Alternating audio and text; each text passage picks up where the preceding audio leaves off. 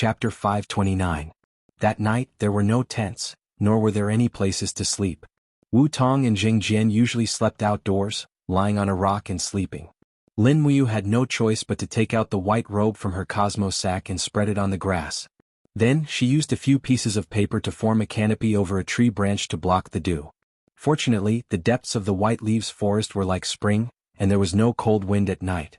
Although this small campsite could not block the wind, it was still pretty good. At the break of dawn, Qinin finally awoke. She felt that her soul was full, and her entire person was once more in high spirits. To the side, Lin Muyu was boiling a pot of swan and eye meat soup. Wu Tong and Jing Jian had picked quite a few wild vegetables to cook together, and the taste seemed to be even better. A fragrance filled the surroundings, so much so that a few young wolves appeared in the forest, as if lured over by the fragrance. "It's a swift wolf." Wu Tong smiled. "What cute swift wolves? How long has it been since a swift wolf appeared in the white leaves forest?" Jing Jian's gaze was gentle. "About 3,000 years. These 3 young wolves are so cute." "Yeah." Wu Tong chuckled, and his figure suddenly disappeared. In the next moment his 2 palms danced, slapping the 3 swift wolves to death. Carrying the corpses, he walked back and said with a smile, "Such cute swift wolves, the taste must be pretty good." Qinin, Lin Muyu. Not long after, the swan and eye meat was cooked. The 4 of them had a hearty meal and prepared to set off. Lin Muyu did not summon Snowwalker again. It was fine to let it live in this forest for a few days. The deeper they went into the Heavenly Tome Monolith Forest, the more dangerous it would be. Although there were ice palms and fire fists guarding it, there was no guarantee that they would run into Luo Lan and the others. Lin Muyu did not want Snowwalker to follow in her father's footsteps and be slapped to death by Luo Lan's palm. After a night's rest, Lin Muyu's Do Qi and physical strength had recovered to their peak condition. Most of the injuries she had suffered the day before had also healed. Her combat strength had recovered to at least 90%. She was ready to adventure again. Maple trees, birch trees, and some unknown trees were everywhere in the dense forest. Moreover, there were natural stalagmites that broke through the soil in the fertile field. If one were to look closely at the material, one would realize that the stone tablets used to inscribe the heavenly tomes were made from these stalagmites. The 4 of them were not in a hurry. Right in front of them, a milky white stalagmite rose into the sky. It was about 100 meters tall and looked like a spectacle. Lin Muyu and Qinin couldn't help but exclaim in surprise. Jing Jian smiled and explained, "All living things have spirits. In the White Leaves Forest the rocks are the same. These rocks are the spirits of the mountains just like the spirits in the air. They can grow on their own." Qinin was taken aback. She smiled and said, "You mean stones can also grow?" "Yes." Jing Jian cupped his fists in a very serious manner and said, "Miss Qinin, the spirituality of stones comes from the earth element spirits. Stones originally came from the earth. Although the flame stone spirits are very slow and clumsy, they are also one of the most honest elements. Therefore, the heavenly tomes of the law of earth mostly exist as rock attacks. This, the successor should understand." Lin Muyu naturally understood. He had used the low-grade earthly tomes of the law of rock to attack Luo Lan. He had almost made Luo Lan's chrysanthemum bloom. This scene was something he could never forget. Thus he nodded and said, "Yes, as Jing Jian said, stones can grow on their own." Qinin said cheerfully, "Oh, I know." Just like that, after they walked for a few kilometers, the number of stalagmites around them increased.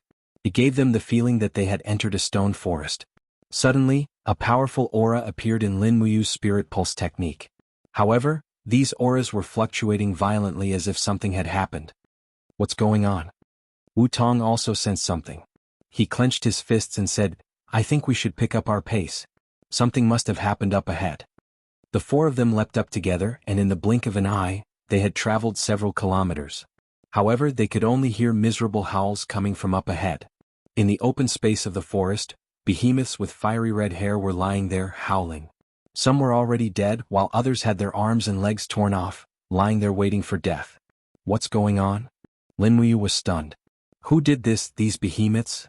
"It's the red-headed behemoths," Wu Tong said in a low voice. "These behemoths are all spiritual beasts raised by the spiritual scholar. They assist him in guarding the heavenly tome forest of monoliths, but now they've been killed by someone. It's truly despicable." As far as Lin Muyu could see, there were at least 30 behemoths here. More than half of them were dead, while the rest were heavily injured and on the verge of death. Moreover, these behemoths' lifespans ranged from 12,000 to 15,000 years, so they were not weak. Who could have defeated the encirclement of so many red-headed behemoths and even killed so many of them? The answer was as clear as day. Besides Luolan, who else could it be? After examining the corpses of the red-headed behemoths, they saw that their spirit stones had already been plundered. There were even some behemoths that were not heavily injured, but had a hole in their head. Their spirit stones had been taken just like that, but their bodies had been left behind to wait for death. The miserable howls they let out were extremely unbearable. Zheng Jian said, "The bloodstains haven't completely dried up, so the intruder hasn't gone far. Let's hurry over. Perhaps the spiritual scholar needs our help. The intruder is too strong." Yes. Everyone rushed over with all their might. Along the way they could see many earthly tombstone tablets, but no one had the intention to obtain the divine text. Lin Muyu's real target was the heavenly tombstone tablets in the deeper parts of the valley. Moreover, he was worried about the spiritual scholar, Su Hao's life and death, so he could not delay any longer. After traveling for about 5 kilometers, the sound of battle came from the front, and waves of divine energy enshrouded the valley. "We've arrived at the spiritual grains." Zheng Jian clenched his fists tightly and dashed over the grass. He said, "The spiritual scholar must have been attacked. God damn it, who are these people? Why are they so strong?" Lin Muyu quickened his pace and activated the falling star steps. He rushed into the valley like a meteor. When he arrived at the valley, he was shocked by the scene in the distance. The corpses of nearly 50 red-headed behemoths were lying on the ground. In the distance, more than 10 hunting ghost generals and red-headed behemoths were engaged in a fierce battle with a group of people. Perhaps those people weren't humans but gods. Luolan was among them.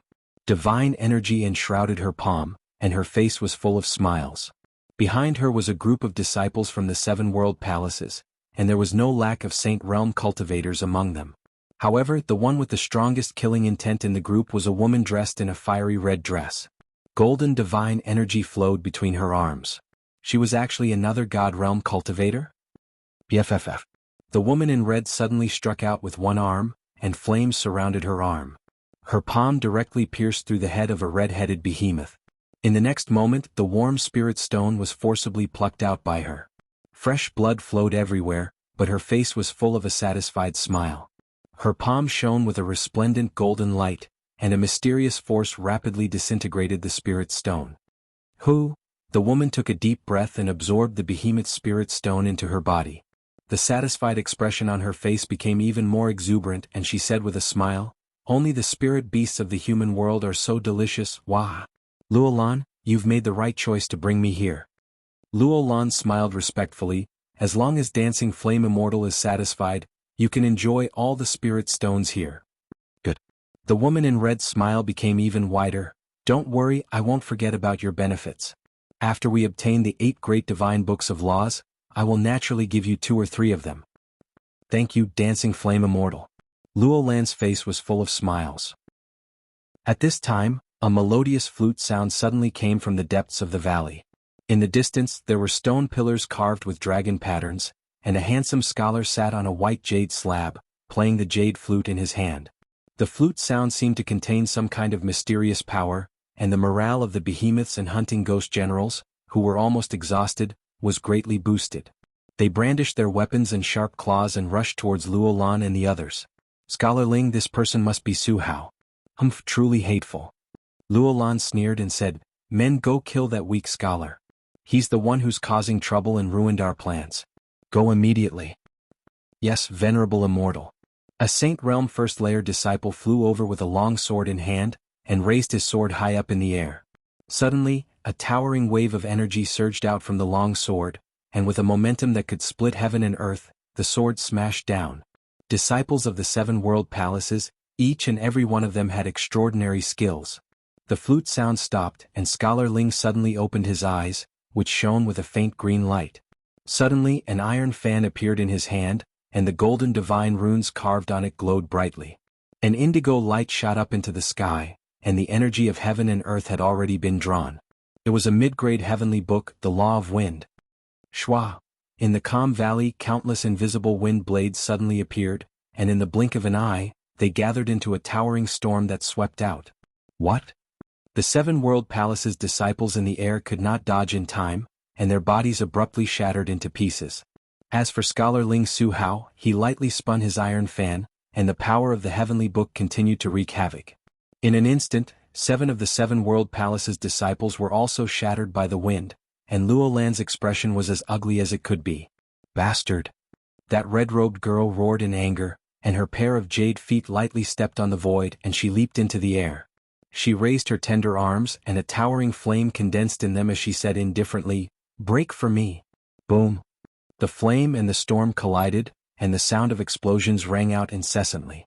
The strong wind blew the entire valley into a purgatory. "Successor, be careful." Wu Tong hurriedly stood in front of Lin Muyu, and with an ice palm, he blocked the stones that were blown over by the strong wind. Lin Muyu narrowed her eyes. She was not afraid of this kind of attack, but she was extremely worried about Scholar Ling. She asked indifferently, "Who is that girl?" "A God King Realm Mid-God." Wu Tong replied indifferently, his eyes filled with battle intent. Chapter 530. Ouyang Yen, the divine monarch of fire danced, the god of truth from the heaven realm. At this time Ouyang Yan's palms were filled with towering flames that seemed to illuminate the sky. This was not the power of the mortal realm. This was the power of a god, a real god. She was dressed in a fiery red muslin dress and her mature and graceful figure was faintly discernible. She was extremely enchanting and Ouyang Yan's appearance was like that of a fairy who had descended to the mortal world. Unfortunately, her beautiful face carried a vicious aura that did not match her appearance. The flame in her palm burned even more intensely. She looked charmingly at Su Hao who was on the stone pillar and smiled. "It's rare to see such a handsome scholar. Unfortunately, for the sake of the heavenly book, you must die here today. I don't have time to enjoy you anymore." Oh. The flames surged and rushed down like a torrential river. The divine monarch's flame power seemed to condense into magma. The impact and destructive power were not something that the mortal realm's flames could compare with. Su Hao's clear eyes widened and he said lightly, "Ouyang Yen, don't go too far." With that, Su Hao suddenly flipped the jade flute in his hand. Suddenly, the divine text engraved at the bottom of the jade flute glowed with a golden luster. There were a total of 7 lines of divine text. No one knew how the divine text was engraved. For a moment, a faint golden light soared into the sky, instantly triggering the powerful heaven and earth force. Lin Muyu's heart sank. A low-grade divine book. My God. The jade flute in Scholar Ling's hand was actually the carrier of a low-grade divine book. This was a low-grade spiritual book embryo of the law of space. Golden rays of light swirled rapidly and formed a huge circular invisible shield nearly 100 meters around Su Hao with a buzzing sound. Venerable immortal flaming dance. Ouyang Yan's flame impact hit the shield with a bang-bang-bang sound but was unable to shake it. This was the power of a divine book. At this time Lin Muyu and Qin Yin had arrived at the hillside together. They frowned as they watched the battle in the valley. "It seems that Scholar Ling doesn't need our help," Lin Muyu said. "No." Zheng Jian clenched his fists and said, "Even if it's a divine tome, it won't be able to last for too long. It'll take at most 30 minutes for the power of this inferior divine tome to be exhausted. At that time, I'm afraid that Scholar Ling won't be able to fight against so many people. He won't be a match for Ouyang Yen and Luo Lan at all." Lin Muyu nodded. "We'll wait for an opportunity." Ouyang Yen stepped in the void, her skirt fluttering, revealing a pair of slender, snow-white legs. She didn't care about anything else at all. She circulated fire-attributed god force from her palms and bombarded Scholar Ling's law of space barrier. She turned to Luo Lan and shouted, "Luo Lan, what are you waiting for? Are you waiting for me to exhaust my god force?" "I wouldn't dare." Luo Lan cupped her fists respectfully and shouted, "Disciples of the 7 world palaces, listen up. Attack Scholar Ling together now." Instantly, close to 100 disciples from the 7 world palaces brandished their weapons. For a moment, the air was filled with dazzling light as weapons danced in the air. Long swords, battle axes and spears pierced through the air, causing golden ripples to form on Scholar Ling's divine tome barrier. At this moment, the golden barrier's outer appearance was revealed. It was exceptionally resplendent. What a soul-stirring battle.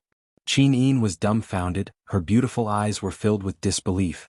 She couldn't help but feel her confidence take a heavy blow.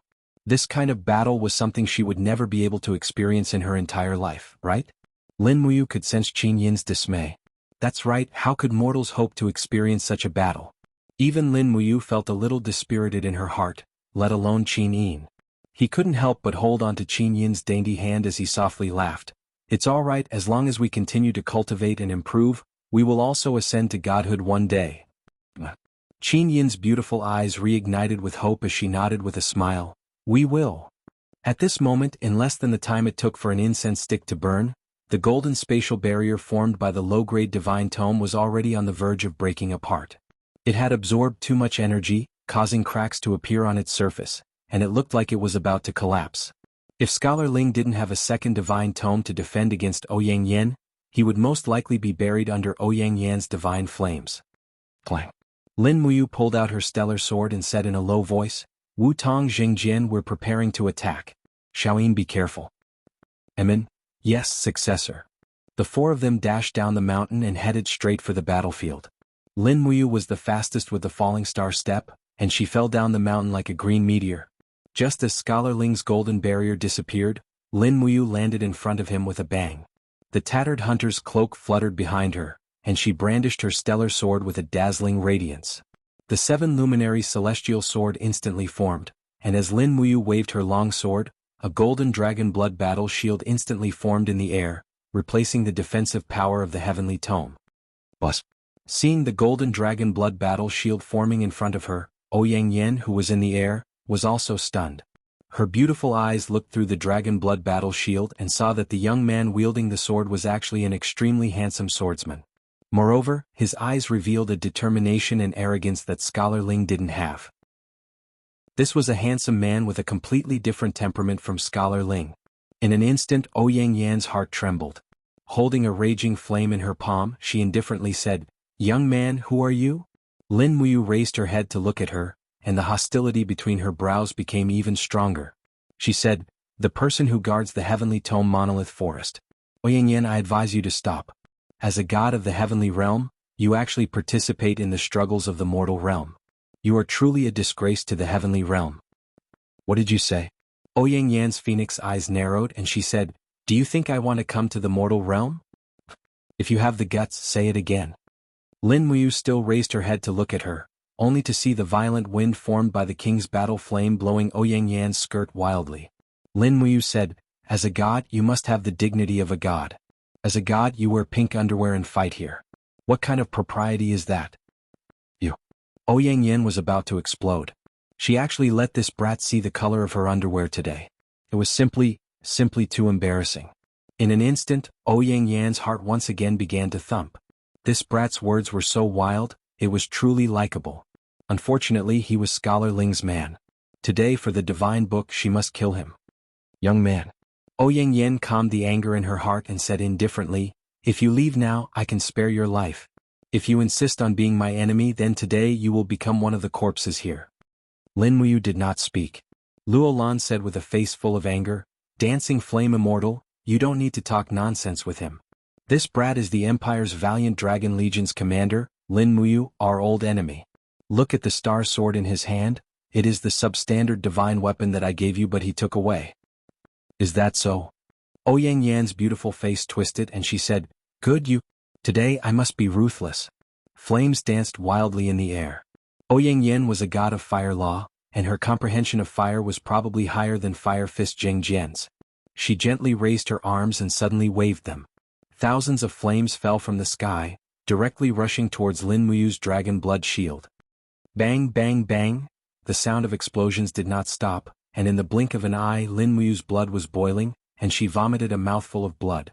Fighting against such a level of opponent, it was good enough that she was not instantly killed. How could she resist? The dragon blood shield was shattered before it could even finish eating this move. Lin Muyu was forced to take several steps back, and she fell beside Scholar Ling miserably. Successor. Zheng Jian quickly went forward to help her up. Scholar Ling was shocked. Zheng Jian, he is the successor? That's right, he has a portion of Emperor God Fushi's divine power. Oh my god. We have finally waited for Fushi's successor? Scholar Ling was surprised. At this time, Wu Tong had already waved his palm and rushed towards Ouyang Yan in the air. The light of his ice palm exploded, and it collided with Ouyang Yan's divine fire. The explosion of energy shook the entire valley. But after 7 or 8 moves, Wu Tong was already at a disadvantage, and even the clothes on his arm were burned by Ouyang Yan's divine king. Let me help you. Jing Jian rose from the ground, and his fiery fist smashed towards Ouyang Yin. You came at the right time. Ouyang Yin was a madwoman. The stronger her opponent, the more excited she became. Her palms were filled with raging flames, and she wasn't at a disadvantage even when fighting 1 against 2. Clean up all the hunting ghost generals and behemoths. Luolan freed her hand and gave an order. Together with the other disciples, they began to clear the spirit beasts that Scholar Ling had raised. Lin Muyu barely managed to calm the surging blood and qi in her body. She stood up and used the star sword to support her body. She raised her head and looked at the scene of Ice Palm and Fire Fist fighting against Dancing Flame God King. They couldn't decide who was stronger in a short period of time, so she raised her sword. She had to stop Luolan and the others. Once the 7 world palaces got rid of Scholar Ling's strength, her side would have no chance of victory. Successor. Scholar Ling seemed to have seen through Lin Muyu's thoughts and said, Successor doesn't have to worry this. This place can be given to Ouyang Yin and Luolan. Successor must not take any risks. Oh? Lin Muyu was surprised.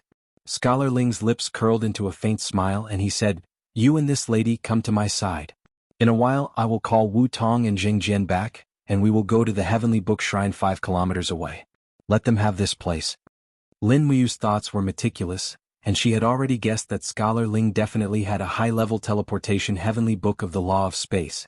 Holding the star sword, she stood to the side to protect Scholar Ling. Meanwhile, Qin Yin had already unsheathed her heaven-subduing sword, and the true dragon god binding chains revolved around her, ready to enter the battle at any time. Right at this moment, Ouyang Yin, who was fighting the Ice Palm and Fire Fist in the air, actually had the time to look over. She discovered Qin Yin beside Scholar Ling, and her body instantly trembled. Her face turned pale and she thought to herself, This girl actually has such a peerless beauty even above mine. How can I allow her to live in this world? Wu Tong Jing Jian come back. Lin Muyu suddenly shouted. In the air, Wu Tong and Jing Jian took the opportunity to catch their breaths, and they leaped back to the ground. At the same time they blasted the power of several Ice Palm and Fire Fist at Ouyang Yin, who was in the air, and forced her to retreat. Scholar Ling waved his hand lightly and a golden dagger appeared. A golden ray of light soared into the sky, drawing upon the power of heaven and earth. It was another low-grade heavenly book. Buzz. The surrounding white waves of air swirled rapidly, as if some kind of mechanism was activated. The next moment, Lin Muyu and Qin Yin only saw a flash of light in front of their eyes, and the few of them had already appeared in a dark hall from the fierce battle in the valley. Heavenly Book Shrine. Chapter 531. The entire Heavenly Book Shrine didn't have a roof. It was just a circular shrine that was surrounded by huge stone pillars. The ground of the shrine was carved out of a huge rock. Rays of golden light enshrouded it. In the surroundings of the shrine, there were a total of 8 golden stone tablets that were glowing with a faint glow. Divine characters were flashing on them. Clearly they were the legendary divine character stone tablets. That is a divine book? Qin Yin asked with her beautiful eyes wide open. Wu Tong nodded. Yes. Spiritual Scholar turned around and cupped his fists respectfully. Successor, although the Heavenly Book Shrine has an illusion restriction with God King Huo Wu's abilities, she definitely won't be able to resist her for long. We can't stay here for long. Successor, please immediately comprehend the divine books on the stone tablets. These divine books are priceless treasures that God Emperor Fuxi left for you in the Shattered Cauldron realm. There are a total of 8 stone tablets here, and they record the 8 laws of wind, fire, thunder, earth, ice, light, life and space. Successor, there is no need to say much. Please immediately read and comprehend them. Our time is very limited. And got it? Lin Muyu quickly arrived in front of a divine book stone tablet. It was a divine character of the law of fire. The oracle bone inscriptions on it were glowing with a faint golden glow. There were no labels, so Lin Muyu had to divide the sections by herself. There were more than 1,000 long and short inscriptions. This was truly a little terrifying. The divine books were indeed much longer and more complicated than the earthly book and heavenly book. Shwa. Lin Muyu's spiritual sense entered the stone tablet.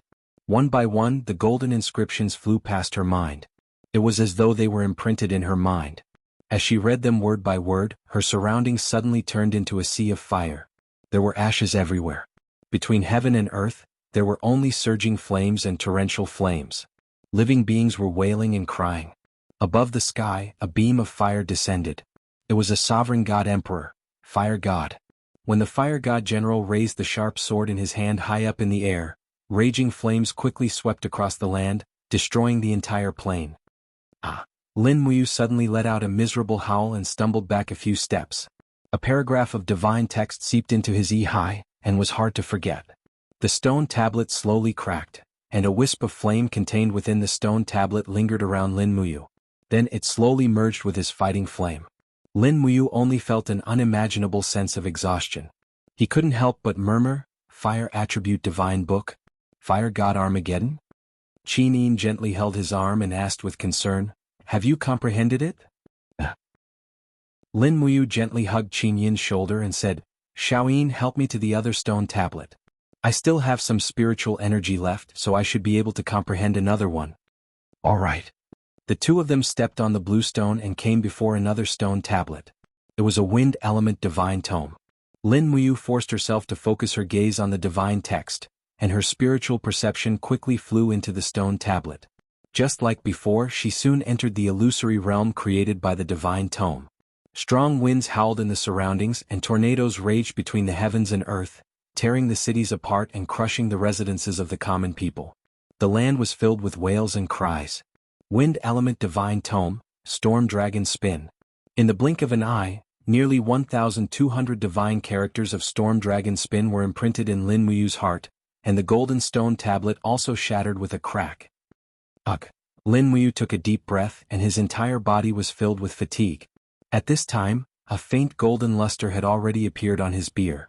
Scholar Ling looked at him in surprise and said, You comprehended the divine power of 2 divine books in one go. I'm afraid your strength is not enough. Don't force yourself anymore. 2 hours have passed and we don't have much time left. I'm afraid God Monarch Huo Wu will bring people here soon." "It's already been 2 hours?" Lin Muyu was shocked. Yes. He never thought that a short moment in Lin Muyu's eyes would take so long. He frowned and said, "Can these divine writings be taken away?" Scholar Ling said, "You can make a rubbing and take it away, but the rubbing can only take away the surface of the divine text. The guiding divine power left behind by God Emperor Fuxi in the stone tablet cannot be obtained.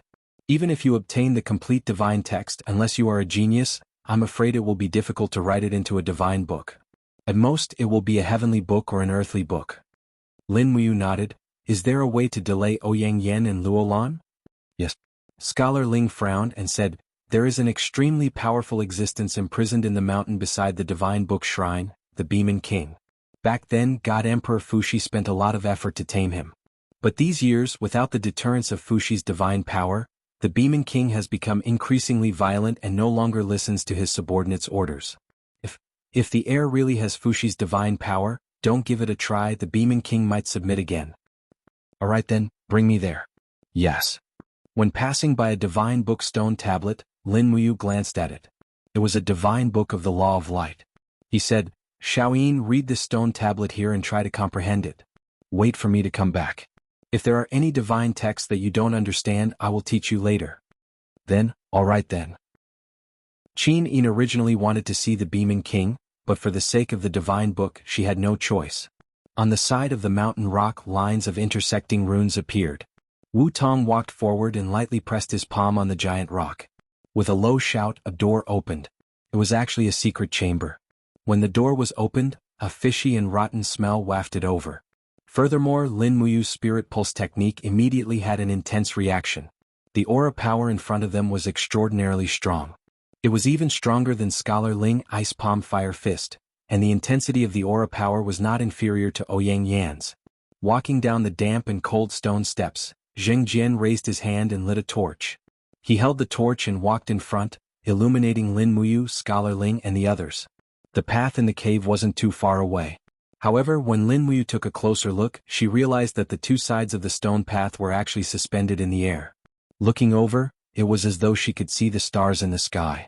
Scholar Ling saw this and couldn't help but laugh. "Successor, this is an illusion left behind by God Emperor Fuxi. It is called the Star Vast Realm. It can seal all powers, so although the Beeman King is strong, he is unable to show off his might here. The Star Vast Realm can see through tens of thousands of stars in the celestial domain. However, don't fall down. This illusion leads directly to the purgatory plane." Oh. Lin Muyu couldn't help but be speechless. This place was too dangerous.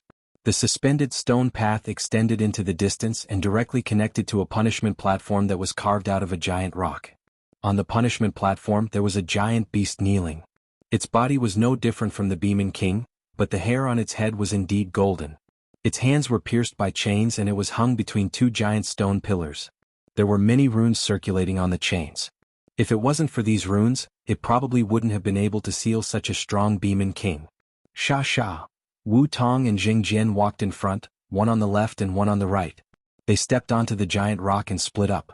Jing Jian was hot-tempered and he hollered, "Demon King, raise your head." However, the Demon King, who had his head lowered, didn't raise it. Instead, his hands that were locked extended out sharp claws. The sharp claws gave off a chilling glow under the starlight. The Demon King's voice was a little hoarse. He didn't even raise his head and smiled, "Ice Palm and Fire Fist, what are you doing here? Aren't you afraid that I will tear you apart?" "Afraid, of course I am." Jing Jian clenched his fist and said, "However, you are locked up now. I can let you have a taste of my fist." The Demon King laughed coldly, "You rats only know how to take advantage of others. If I can get out, I will definitely cut you into pieces." Scholar Ling held an iron fan in his hand and opened it with a schwa sound. The ribs of the fan were suffused with faint divine light. He said, "Demon King, you don't know what's good for you. Raise your dog head. The successor of His Majesty God Emperor Fuxi is already here. If you dare to be so disrespectful, don't blame me for chopping off your dog head." Ah! The Demon King's lowered body suddenly trembled. He slowly raised his head. It was a face that was filled with a ruthless aura. He looked at Lin Muyu and couldn't help but laugh loudly. His laughter was filled with penetrating power and was extremely arrogant and unruly. "This weak kid? Impossible, His Majesty God Emperor would never allow such a weak kid to be his successor." "Impudent!" Scholar Ling shouted in a low voice, "His Majesty's successor is right here. Don't be so arrogant." As he said that, he signaled to Lin Muyu that it was time to show off his strength. Lin Muyu nodded her head and hollered. The king battle flames surged around her body. At the same time, she opened her fingers and streaks of golden Fuxi God power flowed in her palm. Instantly, the entire star vast habitat seemed to be affected by Fuxi's God power, causing it to twist slightly. There were even many giant stars in the sky that started to descend. Along with many meteors flying around, the star vast habitat instantly became a dangerous place. The Demon King knelt there in shock. His hands couldn't move at all. He could only raise his head and look at the successor of God Emperor Fuxi. Wu Tong frowned and said, "Star vast habitat is about to be destroyed." Scholar Ling quickly removed the seal on the Demon King. "Let's head out and talk. Anyway, the successor is here and we aren't afraid that the Demon King will go berserk once more." Okay. The spiritual scholar, Su Hao, gently waved his iron-boned fan. Immediately, the golden sealing runes on the Demon King's shackles dispersed one by one. With a kacha sound, the iron chains that shackled the Demon King's arms cracked and disappeared. Hua!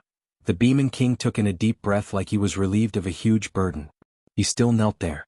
Along with the trembling of the star vast habitat, his body also trembled.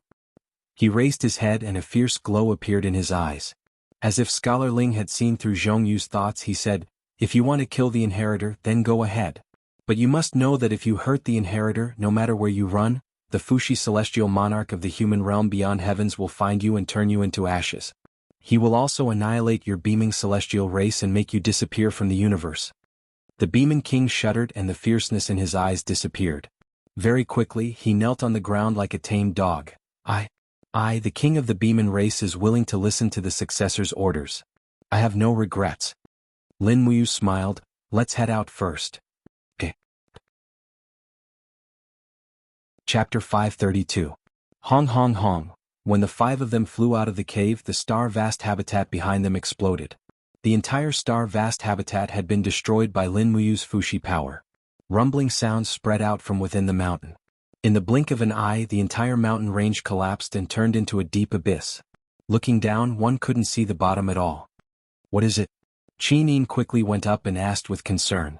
Her eyes landed on the Demon King behind Lin Muyu and she became wary. What is that?" "It's okay." Lin Muyu grabbed her soft little hand and asked, "How many words do you not know?" 128. "Oh my God, there are over 1,000 words and you don't recognize so many of them." "Aye." Qinyin pouted, feeling extremely wronged as she said, I've only studied the divine text for less than 2 months. Ever since the heavenly imperial gate was sealed, all of the heavenly tomes lost their effectiveness, and the divine text teachers on the continent were immediately frozen and disintegrated, so besides those heavenly tomes families, no one else studies the divine text. Okay. Lin Muyu smiled, let me teach you the divine writings first. And then. Qinyin smiled and nodded her head. Ling Shu said, then. What will the Beaming King do? Lin Muyu turned around and looked at the Beaming King. Beaming King. Yes, heir.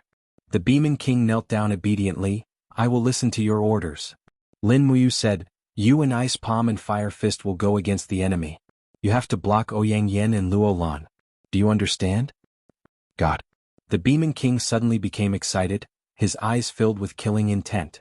He smiled, there are actually gods in the mortal world? That's great. Wu Tong, Jingjian, the two of you trash, bring me to fight the enemy. Wu Tong and Jingjian were so furious that they wanted to beat him up. However, the Beaming King was too strong. Even if the two of them worked together, they might not be his match. They could only swallow their anger and nod their heads. They cupped their fists towards Lin Muyu and the three of them left the Heavenly Book God Hall. Within 10 minutes, Lin Muyu had taught Qinyin all the oracle bone inscriptions that she did not understand. Then, she found another stone tablet and began to comprehend the third book. Divine Book of the Law of Life, Revival of the Gods. When Lin Muyu finished reading the divine text, her state of mind quickly entered the illusion brought by the divine text. A desolate land was filled with raging flames and destruction. Countless forests were being ravaged by the flames of war and heavenly flames. The forests were burning and the common people were crying. Countless people who were seriously ill or seriously injured were struggling at death's door in the mud. At this moment, heavy rain started to fall from the sky. The sky was filled with dense divine light as a 36E Dominator God Emperor appeared above the clouds. Her beautiful eyes were filled with compassion. She held a bamboo flute in her hand and gently blew it. The land that was being destroyed was moved. In an instant, countless raindrops containing healing sacred light fell on the mortal world. The heavenly flames were extinguished, and the injuries of the living beings on the ground rapidly healed. Auspicious clouds appeared in the sky, and the mortal world was healed in the blink of an eye. The goddess of life smiled as she looked at the mortal world. She put down the bamboo flute and lightly stepped on the void. She brought the trembling 36E towards the heaven realm. Swish! An imprint was branded on Lin Muyu's heart. She had also comprehended the divine book of the law of life. But at this time Lin Muyu's heart was filled with fatigue. Her forehead was covered with sweat. Successor, don't force yourself any more. The spirit scholar couldn't bear to watch from the side. He said, I only comprehend one divine book every 3,000 years. You have already comprehended 3 divine books in just a few hours. That's enough, don't force yourself any more. However, Lin Muyu knew that she could not let go of this precious opportunity. Otherwise, she might not have such an opportunity in the future. She forced herself to stand up and said, I'm fine. Let me rest for a few minutes. I need to comprehend 4 godly tomes before I can leave. Scholar Ling, go and copy the remaining 3 godly tomes for me. If we can't bring these godly tomes away, we can only destroy them. Yes. The spirit scholar cupped his fists and said, I understand. Even if we can't use these divine books for ourselves, we definitely can't let Ouyang Yen, Luo Lan, or the other fierce gods obtain them. That's right. Go. When the spirit scholar went to copy the other 3 divine books, Lin Muyu had already arrived in front of the tablet of the 4th divine book. It was a divine book of the law of thunder and lightning. Thunder and lightning were the most difficult force to control. Presumably, it wouldn't be easy to comprehend the divine book of the law of thunder and lightning. At this time Lin Muyu had a new understanding of the divine books. The divine books were like scrolls. Just like in those fantasy stories, activating the scrolls would bring about great power. On the other hand, the divine books were like the forbidden spells in the fantasy world. A divine book was the carrier of the forbidden spells. In the future, the Shattered Cauldron realm would be a battle between the forbidden spells. Pa pa pa. When Lin Muyu's palm covered the stone tablet, a bolt of lightning slowly flowed through. It seemed that this stone tablet originally contained some thunder divine power. When she turned around, she saw Qinyin concentrating on studying the more than 1,000 words of the Law of Light divine text. She didn't know if she could comprehend it. If she couldn't, she could only copy it down and study it properly when she returned to Lanyan City. In the blink of an eye, Countless bolts of lightning had already appeared in Lin Muyu's Yi. Bolts of lightning rained down on the undulating Yi. Thunder elemental law, raging thunder purgatory. There were more and more lightning bolts in the Yi. After an unknown period of time, the illusion of purgatory appeared in Lin Muyu's Yi. In a fiery red purgatory, evil spirits howled and ownerless souls cried incessantly. Countless bolts of lightning flashed and fell from the sky, forming a destructive lightning net. It was as if the entire purgatory was going to be destroyed. Lin Muyu's spiritual sense stood in the purgatory. Scorching tornadoes of lightning swept across her face, causing her cloak to whistle. It was really a little scary. After enduring an unknown amount of violent lightning, finally, the Yi gradually calmed down. The violent power quickly rushed into Lin Muyu's beer. The stone tablet shattered, and Lin Muyu knelt on the ground. Comprehending 4 divine books in a row had far exceeded the endurance of her soul, and she quickly fainted. On the side, Qin stood there in a daze, surrounded by a golden light. She had entered the critical stage of the divine book of the law of light, holy light brilliance. Less than 10 seconds after Lin Muyu fainted, the stone tablet in front of her broke into 2 with a crack. The divine power in the stone tablet flowed into her body. She also comprehended it and fainted. Sigh. Ling Shu looked at Lin Muyu and Qin, who had fainted on the ground and couldn't help but feel helpless. He said, "What should we do? I don't know if the Beaming King and the others can resist Ouyang Yen and Luo Lan. What should we do? The successor and this young lady are also unconscious. What should we do? What should we do?" At this moment, a loud noise came from outside the heavenly book shrine. A giant demon beast waved its sharp claws and rushed in. It shouted at Ling Shu from afar, but no one knew what it was saying. Ling Shu frowned. "What? Luo Lan has already brought people over? They are a mile away? Oh my god." Ling Shu clenched his teeth. "We can't wait any longer. We must destroy this place and bring the successor away." As he spoke, he pounced forward and waved his iron-boned fan. His battle energy flew out and smashed the remaining 3 divine tomes. He turned around and carried Lin Muyu and Qin to the center of the shrine. Another cyan iron-boned fan appeared in his hand. As he waved it slowly, he drew the power of heaven and earth. It was a middle-grade heavenly book of the law of space. Swoosh. Air currents swirled and the 3 of them disappeared from where they stood. The giant demon beast was stunned. It extended its sharp claws in the direction of Ling Shu as if it was saying, "Wait for master, what about me?" Behind him, a crack appeared in the space. Luo Lan, who was wearing a long robe, appeared in the sky. She looked at the broken divine tomes and cursed angrily, "I'm too late again. Ling Shu, you bastard. I will definitely tear you into pieces." Brr. The giant demon beast roared angrily at Luo Lan, who was in the sky. "Little worm, you want to kill me?" Luo Lan was frustrated that she had nowhere to vent her anger. She raised her hand and sent a palm strike at the demon beast.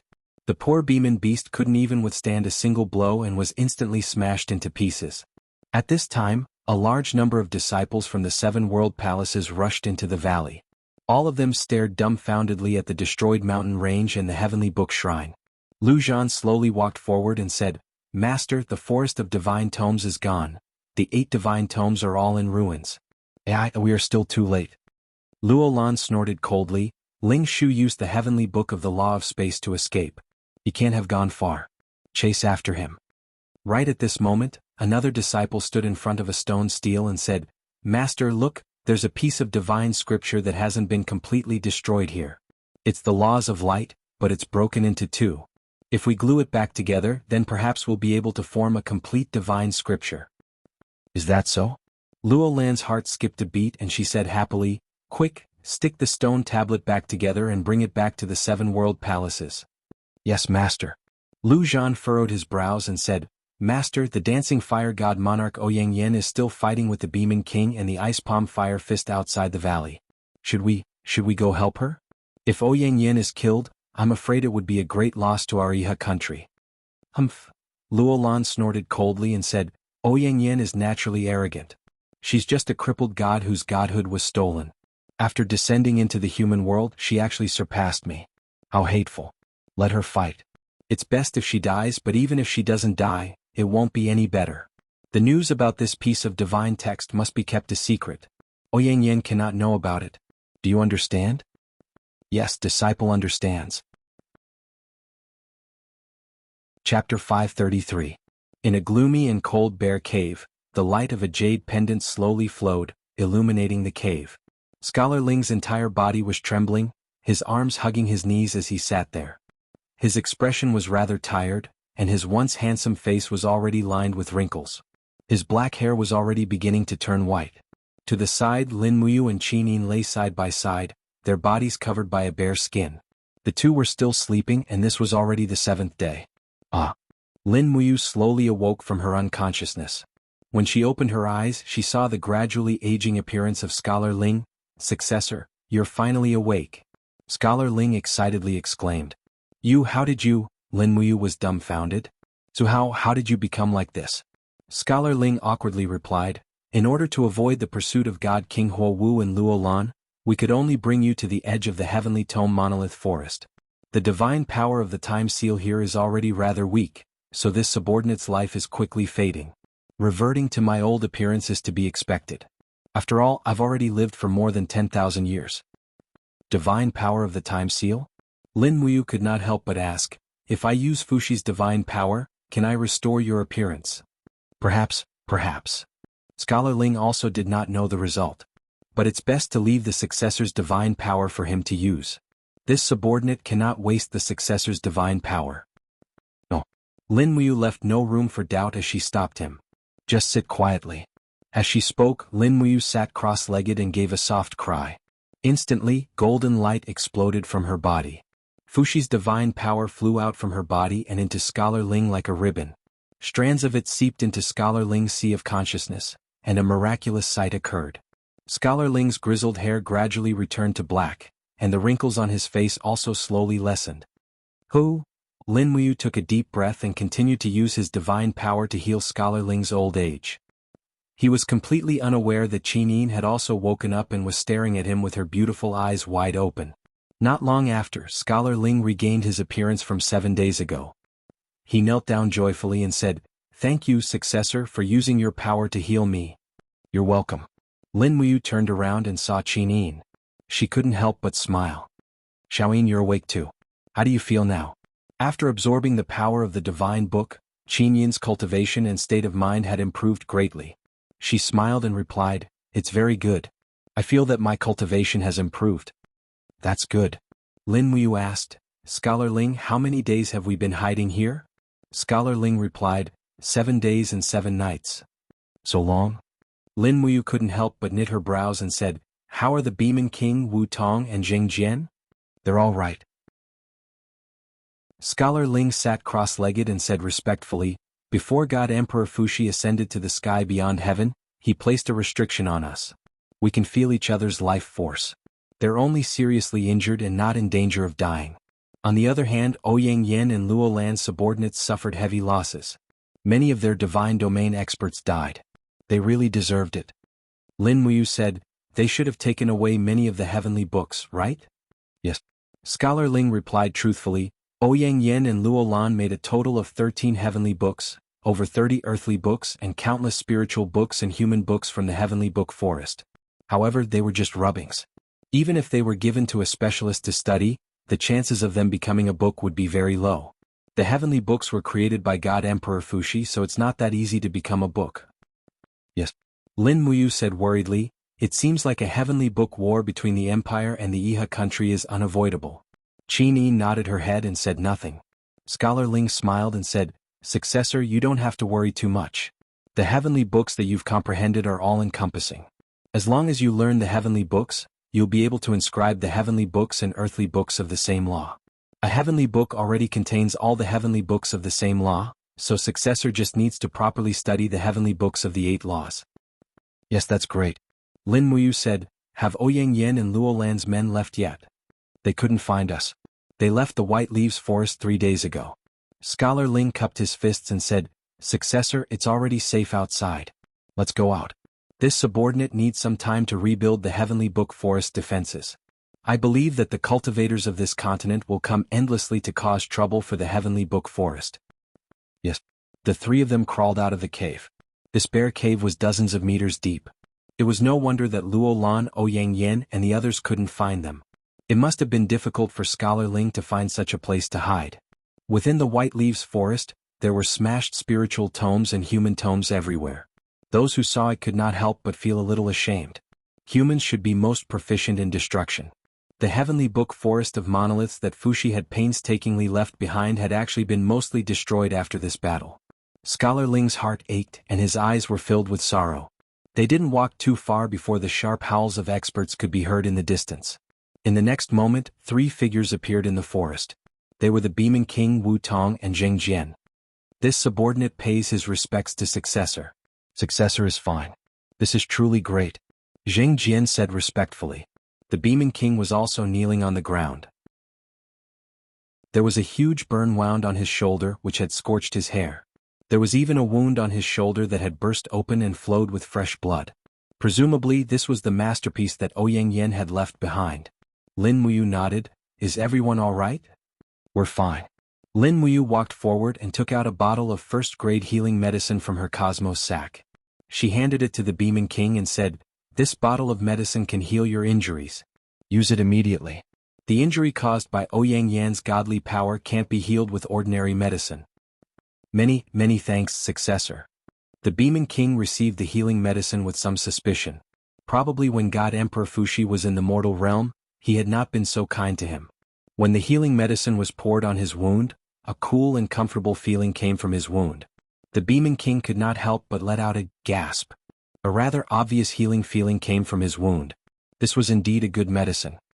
He could not help but kowtow again and said, "Many thanks, successor." "You're welcome." Lin Muyu looked at the 4 people and said, "Xiao Yin and I are about to leave the White Leaves Forest. You guys continue to guard the Heavenly Book Forest. You must take care of yourselves and cultivate as much as possible. When you step into the deity realm, come find me in Lanyan City. Understood?" "Yes, successor." "Go." "Yes." The 4 people turned around reluctantly, especially the Beaming King. He actually turned his head back to look at Lin Muyu. It was not easy for him to meet such a benevolent master. In the blink of an eye, he was about to part with her. He was quite reluctant.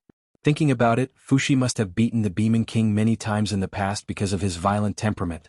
Not long after, the treading snow warhorse charged out of the forest and happily paced back and forth beside its master. Lin Muyu laughed heartily and caressed Treading Snow's long face. She stroked its fur and said, "Consider yourself lucky that you did not get eaten by the beam in these past few days." Treading Snow let out a long neigh and stood on its hind legs. It seemed to be saying that it ran fast and the beeman could not catch up. After resting for a while and eating, Lin Muyu and Qin Yin changed into a new set of hunter's clothes. He then mounted the horse and extended his hand to Qin Yin. He smiled and said, "It seems that before we return to White Leaf City, we can only ride on the same horse." Qin Yin blushed and very quickly mounted the horse and sat in Lin Muyu's embrace. She immediately felt very safe. The warhorse neighed and in the blink of an eye, galloped out of the Heavenly Tome Monolith Forest. Hiya! Hiya! The sound of horses galloping came from outside the Heavenly Tome Monolith Forest. It was a group of Iha Empire mercenaries carrying battle axes, longbows and other weapons. This group of people had probably just received the news of the Heavenly Tome Monolith Forest and had come to die. Many of the demons that Ling Scholar had tamed in the Heavenly Tome Monolith Forest were injured and needed to eat meat to recover from their injuries. "Hey, that kid!" A large man with a face full of curly beard carried a broadsword and urged his horse forward. He shouted, "Did you guys come out from the Heavenly Tome Monolith Forest?" "No." Lin Muyu urged his horse forward and returned to his horse. He said, "My sister and I are hunters from White Leaves City. This time, we came to the White Leaves Forest to hunt a kind of spiritual beast called the forked bear and use its paw to treat father's illness. However, we didn't expect that there were no forked bears in this area. Those spiritual beasts are incomparably savage. They even ate my sister's horse. If you guys go forward, you must be careful." The large man was stunned. You guys came from the front?" "Yes." Lin Muyu said, "But we didn't go too deep. Those ferocious beasts are too scary. Although you guys are mercenaries, I advise you not to enter this forest." The large man laughed and patted his chest. "Don't worry. Our cruel willow mercenary group won't give up so easily. You guys go quickly and don't disturb our mercenary group's search for the Heavenly Tome. Well then, take care." Lin Muyu cupped her fists and immediately urged her horse to leave with Qin Yin. It was better to cause less trouble and return to Lanyan City as soon as possible to take charge of the overall situation. After all, Qin had been away from Lanyan City for at least half a month. She did not know how Tang Xiaoxi and Feng Jixing were doing, nor did she know how the political affairs of Lanyan City were handled. However, Tang Xiaoxi was exceptionally intelligent. She should not have done anything wrong. They galloped along the way. Treading snow ate the wild grass with strong spiritual power in the forest and became plump and strong. Even though they were riding on horses, they still maintained a high speed. It was true that they could travel thousands of miles in a day. They arrived at White Leaf City by dusk. Under the glow of the evening sun, White Leaf City sat in the middle of the field. It was indescribably peaceful. "We'll rest in the White Leaves Forest tonight and set off tomorrow," Lin Muyu said. "Okay. It's time to eat well and sleep well." "Yes." However, just before the two of them entered White Leaf City, they saw a notice posted outside the city wall.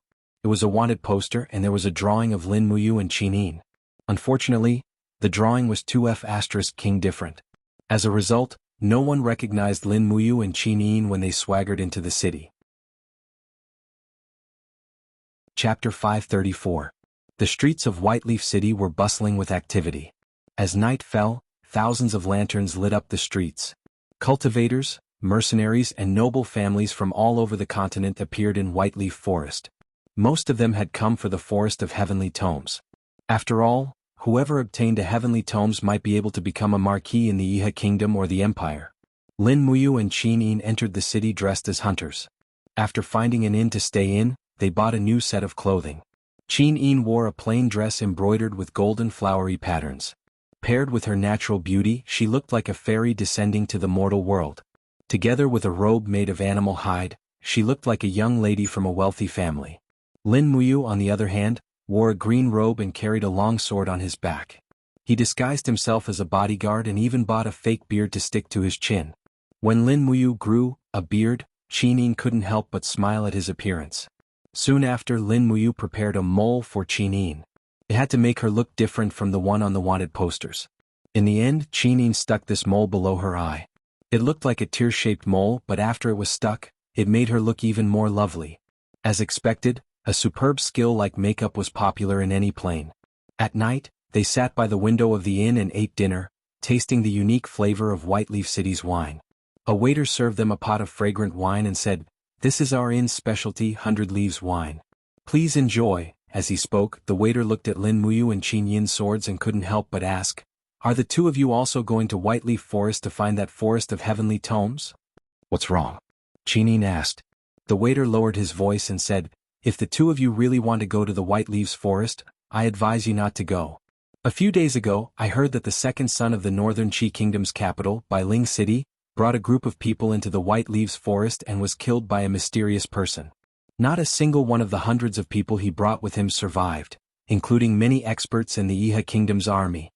Lin Muyu pretended to be shocked. "The second son of Northern Qi is dead? When did you get the news?" "About 6 or 7 days ago, some mercenaries returned from the White Leaves Forest with the body of Northern Qi's second son, Huan. It is said that Northern Qi is furious and has mobilized thousands of men from the capital to enter the White Leaves Forest to avenge the second son." Qin smiled. "It's getting more and more lively." The waiter said, "Miss and sir, if you do not insist on entering the White Leaves Forest, I advise you to give up. Right now the White Leaves Forest is like a pot of hot soup. Most ants that crawl in will be scalded to death. Besides, I heard that there are ancient beasts guarding the treasures in the White Leaves Forest. Too scary." Lin Muyu said, "Thank you for your kind intentions. In that case, my lady and I will not enter the White Leaves Forest." "Okay, then I will go." "Thank you." Lin Muyu raised her head and glanced at Qin. She could read the amusement in Qin's eyes. The White Leaves Forest was indeed dangerous, but not to that degree. At that moment, a few noblemen sitting at the table next to them began to chat. One of them, wearing a Sao red brocade robe, smiled and said, "These days, everyone is busy going to the White Leaves Forest. Not many people have paid attention to what's happening in Xiang City." "What's happening?" asked another nobleman in a green brocade robe. "Isn't that obvious?" The nobleman in the black brocade robe said, "In order to recruit talents, the Marquis of Xiang Manning has decided to hold a Heavenly Tome Conference in Xiang City 3 days from now. There will be a total of 10,000 competition seats. Anyone who enters will have to register. Within 2 hours, The person who writes the highest grade of Heavenly Tome Conference will be the champion of the conference. It is said that the champion will receive 8 million Jinyin coins on the spot. He will also have the chance to marry the Marquis of Xiang's youngest daughter, Man Tingfang. Man Tingfang? The nobleman in the green brocade robe could not hold back and said excitedly, I heard that Man Tingfang is a rare beauty in Xiang City. She is 18 years old and she is good at music, chess, calligraphy, singing and dancing. She is also very pretty with a slim waist and plump buttocks. She does not resemble her father at all. She has long been known as one of the 4 great beauties of Iha country. I wonder which family's nobleman has the fortune to marry Miss Man Tingfang. The nobleman in the red brocade robe raised his paper fan and cupped his fists. The White Leaves Forest is filled with arrogant mercenaries and cultivators. With our abilities, even if we enter the White Leaves Forest, we will most likely not gain anything. Why don't we use our travel expenses to buy some weapon embryos and low-grade mysterious gold powder to try our luck in Xiang City? Who knows, we might become the Marquis' son-in-law. Very well, very well. We will listen to Brother Lu. Let's set off for Xiang City tomorrow morning. What do you think? All right. Lin Muyu heard everything from the side and could not help but be tempted. She said with a smile, Xiaoyin, why don't we hurry to Xiang City and earn some money? It's 8 million Jinyin coins. Qinin glared at him and said coquettishly, Are you really not aiming for Man Tingfang? Why would I?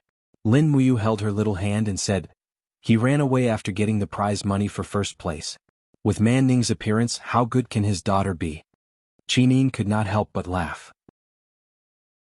Alright then. It's a waste to leave the 8 million Jinyin coins in Xiang City anyway. But the Marquis of Xiang is really rich. He was awarded 8 million Jinyin coins just for getting first place in the Heavenly Tome Conference. He is really rich. That's why we have to make a trip to Xiang City. We are robbing the rich to help the poor. Is that so? Qinin burst into laughter. Her beautiful eyes were like crescent moons. She said with a smile, If Man Ning is rich, then who is poor? Me. Lin Muyu patted her chest and said in a low voice, Xiaoyin should know that I have asked Xiling and the people from the Department of Weaponry to research the magic crystal cannon. It's too expensive. It's not enough without 1 or 200 million Jinyin coins. Yes. Qinin nodded gently. If I didn't know about this, how could I still be the Empress? It's also because of this that I gave you the 10 million Jinyin coins from the Heavenly Tome Pavilion. It's just that, your research on the magic crystal cannon has always been kept a secret. I can't directly give it to you from the Ministry of Revenue. Also, this year's harvest is not too good and expenses are high. The Ministry of Revenue doesn't have much money left. Lin Muyu said angrily, You're still talking. How much money did you spend on the Heavenly Tome Pavilion? If all that money was given to me, I'm afraid the magic crystal cannon would have been completed long ago. Qinin pouted. I didn't know that the Heavenly Tome Pavilion would spend so much money. It's all because Grandfather and His Highness the Seven Seas King urged us. However, the Heavenly Tome Pavilion is in charge of the Heavenly Tome inscriptions within the Empire. It's indispensable, so we must spend this money. Yes. Lin Muyu picked up a piece of wild boar meat and put it into his mouth. He chewed for a while and swallowed it with a frown. This bacon's hardness was really unbearable. He looked up at Qinin and said, Xiaoyin, you've also comprehended a piece of the Heavenly Tome inscription. If you were given a high-grade tool embryo and mystic gold powder now, how confident are you that you'll be able to form a book? Ah. Qinin opened her small mouth. Her intelligent eyes were filled with uncertainty. She hummed and said, The probability of becoming a book is not more than 1 in 1,000. The probability of becoming a heavenly tome is definitely not more than 1 in 100,000. Damn Xiaoyin, you're too honest. What about Brother Yu? Where's the heavenly tome that you comprehended 4 types of laws? Me?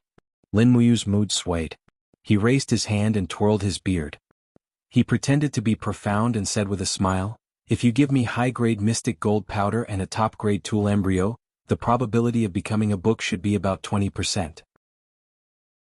However, the probability of becoming a heavenly tome is about the same as yours, about 1 in 100,000. Heavenly tome is too profound and difficult to understand, but the probability of becoming an earthly tome is at least 50%. I wonder if an earthly tome can be exchanged for first place in the Heavenly Tome Conference. If it's a mid-grade earthly tome or above, then it's very possible. Qinin pursed her lips and smiled. After all, there are very few people in Iha Kingdom who can write an earthly tome. Huan of Northern Qi is already a well-known figure among the younger generation of scholars. But as you can see, the highest level of heavenly tome that Juan of Northern Qi can write is only a low-grade earthly tome. If brother you can write a mid-grade earthly tome, then this first place is certain to be yours. Yes. Lin Muyu nodded and smiled. Hurry and eat. After eating, go to sleep. Have a good night's rest. Tomorrow we'll head to Xi'ang City. 2 days should be enough time to reach Xi'ang City. Okay. After eating and drinking to her heart's content, Qin Yin went to bed early. Lin Muyu hung the star sword at her waist. Like the guards, she walked along the corridor of the inn to the rooftop. Using the spirit pulse technique, the strongest aura nearby was Qin Yin's domain. However, she was sound asleep at the moment, so the strength of the aura was not obvious. It was late at night and there were fewer people on the streets of Whiteleaf City. Only a drunken mercenary and a cultivator were still walking leisurely on the streets, fighting at every turn. Their rough and disturbing roars could be heard in the night sky. What are you looking at? So what if I'm looking at you? Lin Muyu sat on the carved railing and smiled as she watched a few mercenaries fight with clumsy iron swords on the street in the distance. They were very careful, and the speed at which they stabbed their swords was shockingly slow, as if they were afraid of hurting their opponents. With one look, one could tell that they were just a bunch of weaklings showing off their strength. Not long after, a gong sounded, and a group of people dressed in patrolmen's uniforms appeared to maintain law and order. Immediately, a few of the drunk mercenaries were unhappy, and they began to curse that the patrolmen of Iha country were useless, that Marquis Manning was an old fool, and that Qin Yi was a hypocritical person who only cared about profit. Lin Muyu was very happy to hear this. Just like that, he sat on the railing and circulated the qi in his body. He cultivated the Vajra protection divine art and the dragon forging bone remnant scroll, and in the blink of an eye he entered a dreamland. When he woke up, the sun was already rising. Chapter 535. After rushing for 2 days, they finally arrived at Sunset City the day before the Heavenly Tome Conference. However, when Lin Muyu and Qin Yin arrived at Sunset City, they found that it was overcrowded because of the Heavenly Tome Conference. All the inns were already full. Finally, Lin Muyu used her killer move, paying 3 times the room price, and finally checked into a medium-sized inn. At night, they left the inn and went to the local Heavenly Tome material store to purchase the necessary equipment, embryos and spiritual powder for the Heavenly Tome Conference. Sunset City was far more prosperous than Whiteleaf City. For safety's sake, Qin Yin wore a purple cloak, covering her beautiful face under the hood. Only when she raised her head could her beautiful eyes, which were like black gemstones, be seen. Lin Muyu's attire was even more safe. He changed from a handsome young man to a bearded uncle, and no one could recognize him. After entering a material shop at the corner of the street, an extremely fat shopkeeper came forward and said with a smile, "Looking at the elegant and extraordinary attire of the two of you, you must be famous scholars. Our shop has everything you need. As long as you want it, we have it. Please choose for yourselves." Lin Muyu said, "Shopkeeper, what kind of equipment embryos do you have here?" "Equipment embryos?" The shopkeeper chuckled and said, "You found the right place. Our store's equipment embryos can be said to be the most complete and best in Sunset City. We have everything from low-grade equipment embryos to supreme-grade equipment embryos. Let's take a look at the supreme-grade equipment embryos first." "Oh." The shopkeeper's eyes lit up. He thought to himself that a fat sheep had arrived. People who dared to directly say that they wanted to see supreme-grade equipment embryos must be rich. The bearded man in front of him must be the son of a wealthy family, just that he looked a little rough. "Young master, please take a look. Our store has a total of 2 supreme-grade equipment embryos." The shopkeeper held up a steel knife and a shield. He said, "This knife is made of 10,000-year black iron. The material is first-rate and has abundant spiritual power. It can greatly increase the chances of completing a book. The price is 200,000 Jinhun coins. This shield is made of black iron, and its spiritual power is slightly inferior. The price is 170,000 Jinhun coins." Lin Muyu took the long blade and the shield and touched them lightly with her knuckles. A dang sound echoed continuously. The spiritual power of these 2 weapon embryos was indeed abundant, but it was definitely not worth such an expensive price. Thinking about it carefully, the star sword hanging on Lin Muyu's waist was the real peerless weapon embryo. However, he didn't dare to inscribe a heavenly book on the star sword without 100% confidence. If it didn't become a book or it became a human book or spiritual book, it would be equivalent to writing something bad, and he would definitely cry to death. Forget it. Lin Muyu put down her sword and shield and said, "Can you show me the high-grade artifact embryo?" Yes. The shopkeeper was a little disappointed. He didn't feel good about not being able to scam a big shot. He pointed to the counter at the side and said, "These are all high-grade tool embryos. They are priced between 2,000 and 700 Jinyin coins." Lin Muyu glanced at them and suddenly smiled. "Shopkeeper, tell me directly which one is the 2,000 Jinyin coins embryo." The shopkeeper's body trembled. He took out a fine steel wrist guard from the counter and said, "This pair of fine steel wrist guards is made from 10 million Shen steel. It's indestructible. This one only costs 2,000 Jinyin coins." "Alright, I'll take it." Lin Muyu laughed heartily. "Give me some low-grade Shen gold powder too." The shopkeeper was startled. "This sir should also be participating in the Heavenly Book Conference. How can you be so confident that you can complete a book in one go? Why don't you choose a few more weapon embryos? The Heavenly Book Conference only has a time limit, but not a quantity limit. You can inscribe 7 or 8 weapon embryos in 2 hours. Why don't you buy a few more? These 2 days, many people have bought 2-digit weapon embryos in my store." "No need." Lin Muyu smiled slightly. "One is enough." Looking at his overflowing confidence and calmness, the shopkeeper couldn't help but tremble. He sighed to himself. "This is 2F** King Stingy." Afterward, he spent a small amount of Shen gold powder.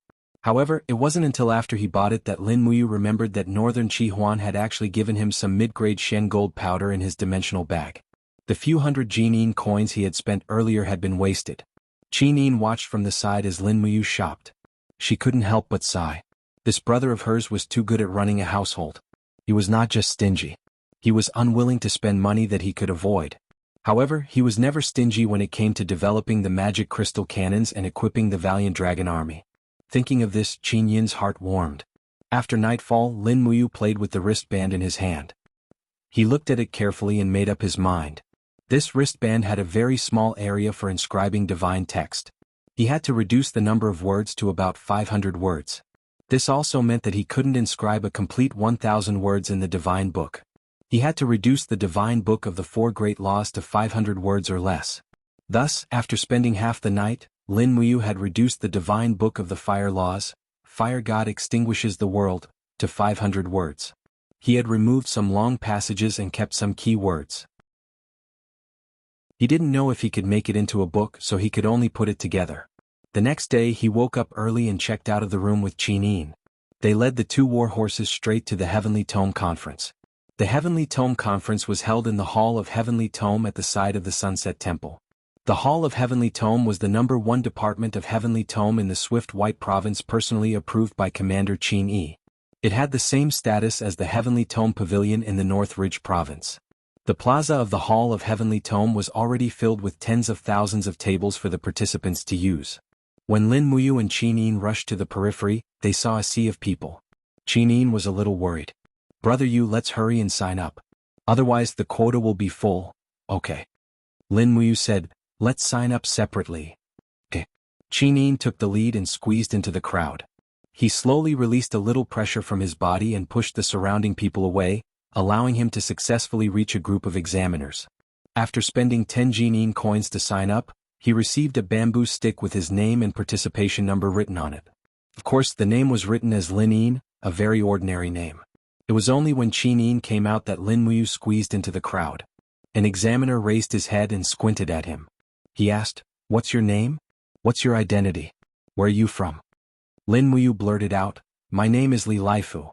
I'm from the eastern border of the Swift White Province. I'm the Li Residence's protector." "Li Residence's protector?" The examiner laughed loudly. "A mere protector dares to participate in the Heavenly Tome Conference? What a joke. Give me 10 Jinyin coins and I'll write your name on it." "Yes." After Lin Muyu handed over the gold coins, the examiner waved his brush and wrote 4 words on it: "Li Residence's protector, Li Laifu." Dang dang dang dang, the gong sounded noisily and an examiner yelled at the top of his lungs, "The Heavenly Tome Conference is about to begin. Participants, please return to your seats. Those who have completed a book, please come to the main examiner's office to register within 2 hours. 10,000 people were inscribing a heavenly tome together. It was a spectacular sight. Meanwhile, Lin Muyu and Qin Yin's tables were about 50 meters apart. Through the crowd, Qin Yin smiled sweetly at him. Lin Muyu gave her a thumbs up to encourage her. The materials Qinin used were all of the best quality. Logically speaking, she should be able to compete for a place. Marquis Sunset has arrived. A fat figure appeared in the Heavenly Tome Hall's main hall. It was Marquis Sunset Man Ning. Lin Muyu looked at him from afar. Man Ning seemed to be fatter and older, but the cunning gleam in his eyes did not change. Dozens of guards with extraordinary cultivation surrounded Man Ning's fat body. Not far away, the figure of a high-ranking general of the country of nominal peace also appeared. Was Ding Shi. Lin Muyu never thought that she would see Ding Shi here. He wouldn't recognize her, would he? She quickly lowered her cultivation aura to the minimum, then lowered her head and did not look up. Not far away, Qinin did the same. It would be strange if Ding Shi could recognize her in the examination hall of tens of thousands of people. Man Ning raised his hand and gestured. Immediately, the main examiner stood up and said loudly, "The competition begins. The time limit is 2 hours." The young masters and ladies in the competition hall were moved. One by one they took out their tool embryos and placed them at the side. They began to write with flying dragons and dancing phoenixes, but soon the sound of sighs became one. In nearly half an hour no one could write a book. It could be seen how difficult it was to write a heavenly tome. Lin Muyu carefully sat cross-legged in the same place.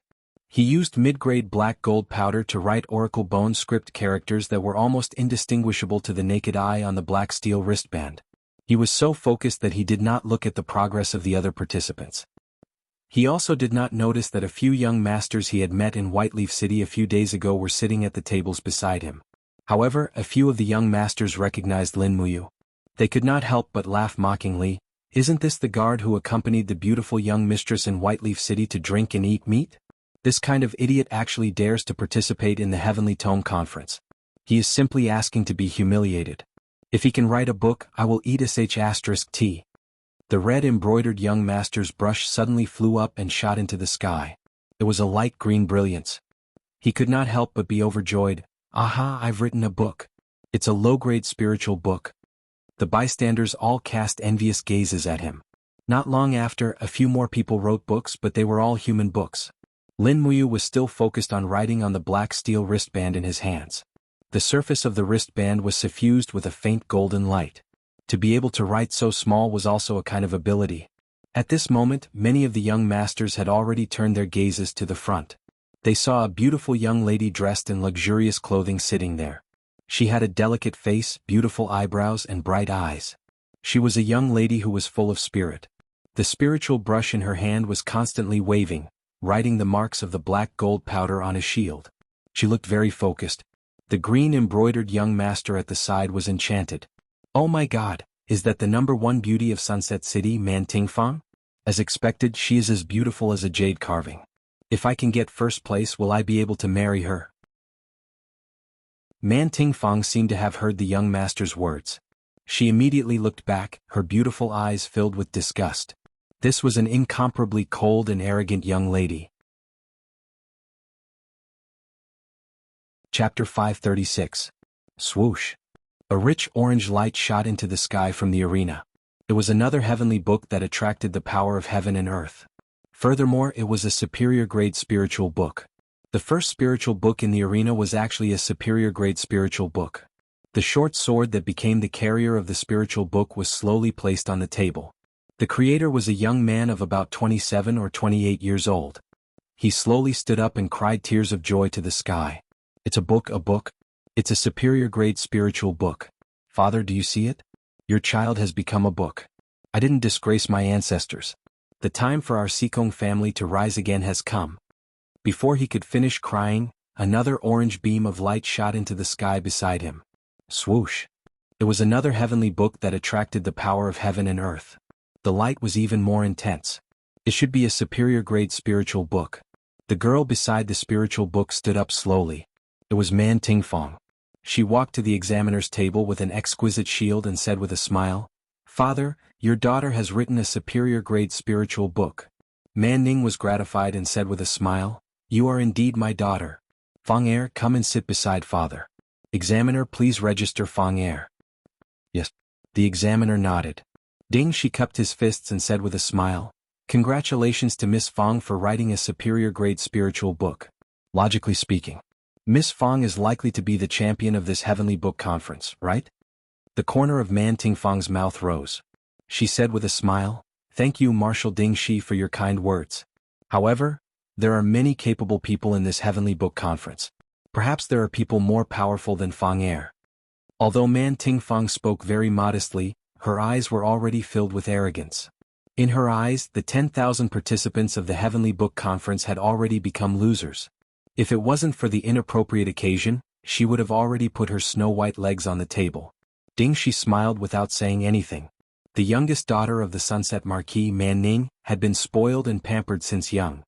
He had suffered greatly from Man Tingfang's domineering and unruly ways. Rays of light flew out one after another in the arena, but the books that were written were all human books, so it was no longer strange. As long as a scholar entered the heavenly book hall, even the worst one would be able to write a human book. This kind of person could only be called a talent but not a genius. At this moment, a ray of light shot into the sky from the arena. It was an earthy yellow light that shot into the sky. Book of the Earth. The first Earth book appeared, although it was only a low-grade Earth book. Just like Man Tingfang, the author was also a young woman. However, she wore a dark purple cloak and her face was hidden under the hood. She slowly stood up, held the artifact embryo, and came before the chief examiner. She handed over her bamboo stick, but the artifact embryo was still kept by herself. Otherwise, it would become the heavenly book hall usurping the heavenly book. After all, if they wanted to collect this local book, they had to pay a certain price. The examiner looked up, but Qin Yin had already turned around.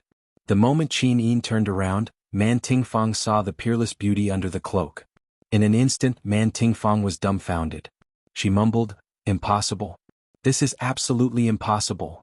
Man Ning furrowed his brows and said, "Fang, what's impossible? There's always someone better than you and there's always someone better out there. For someone to be able to write an earthly book, it's naturally because of his ability." Man Tingfang still shook her head. "Impossible? There's definitely no one more beautiful than me." Ding Shi vomited blood at the side. This Man Tingfang's attention was completely different, but it was very rare for a woman to be more beautiful than Man Tingfang. Ding Shi really couldn't think of any other woman in Sunset City who could be more beautiful than Man Tingfang, and even make her admit it herself. Man Tingfang's beautiful face was filled with pain. She couldn't accept all of this. A woman who was more beautiful than her was actually able to inscribe a heavenly book of a higher grade than her. Where was the justice in this world? For a moment, Man Tingfang's heart was filled with emotions. Since there's a you, why should there be a Liang? There's still half an incense stick of time until the end of the competition. An examiner with a louder voice shouted. Lin Muyu was still fully focused on inscribing the divine text on the mystic steel wrist guard. On the side, a group of young masters had already given up on the idea of writing a book, but they still tirelessly teased Lin Muyu, who in their eyes was a rough and burly man. You actually wrote so many words."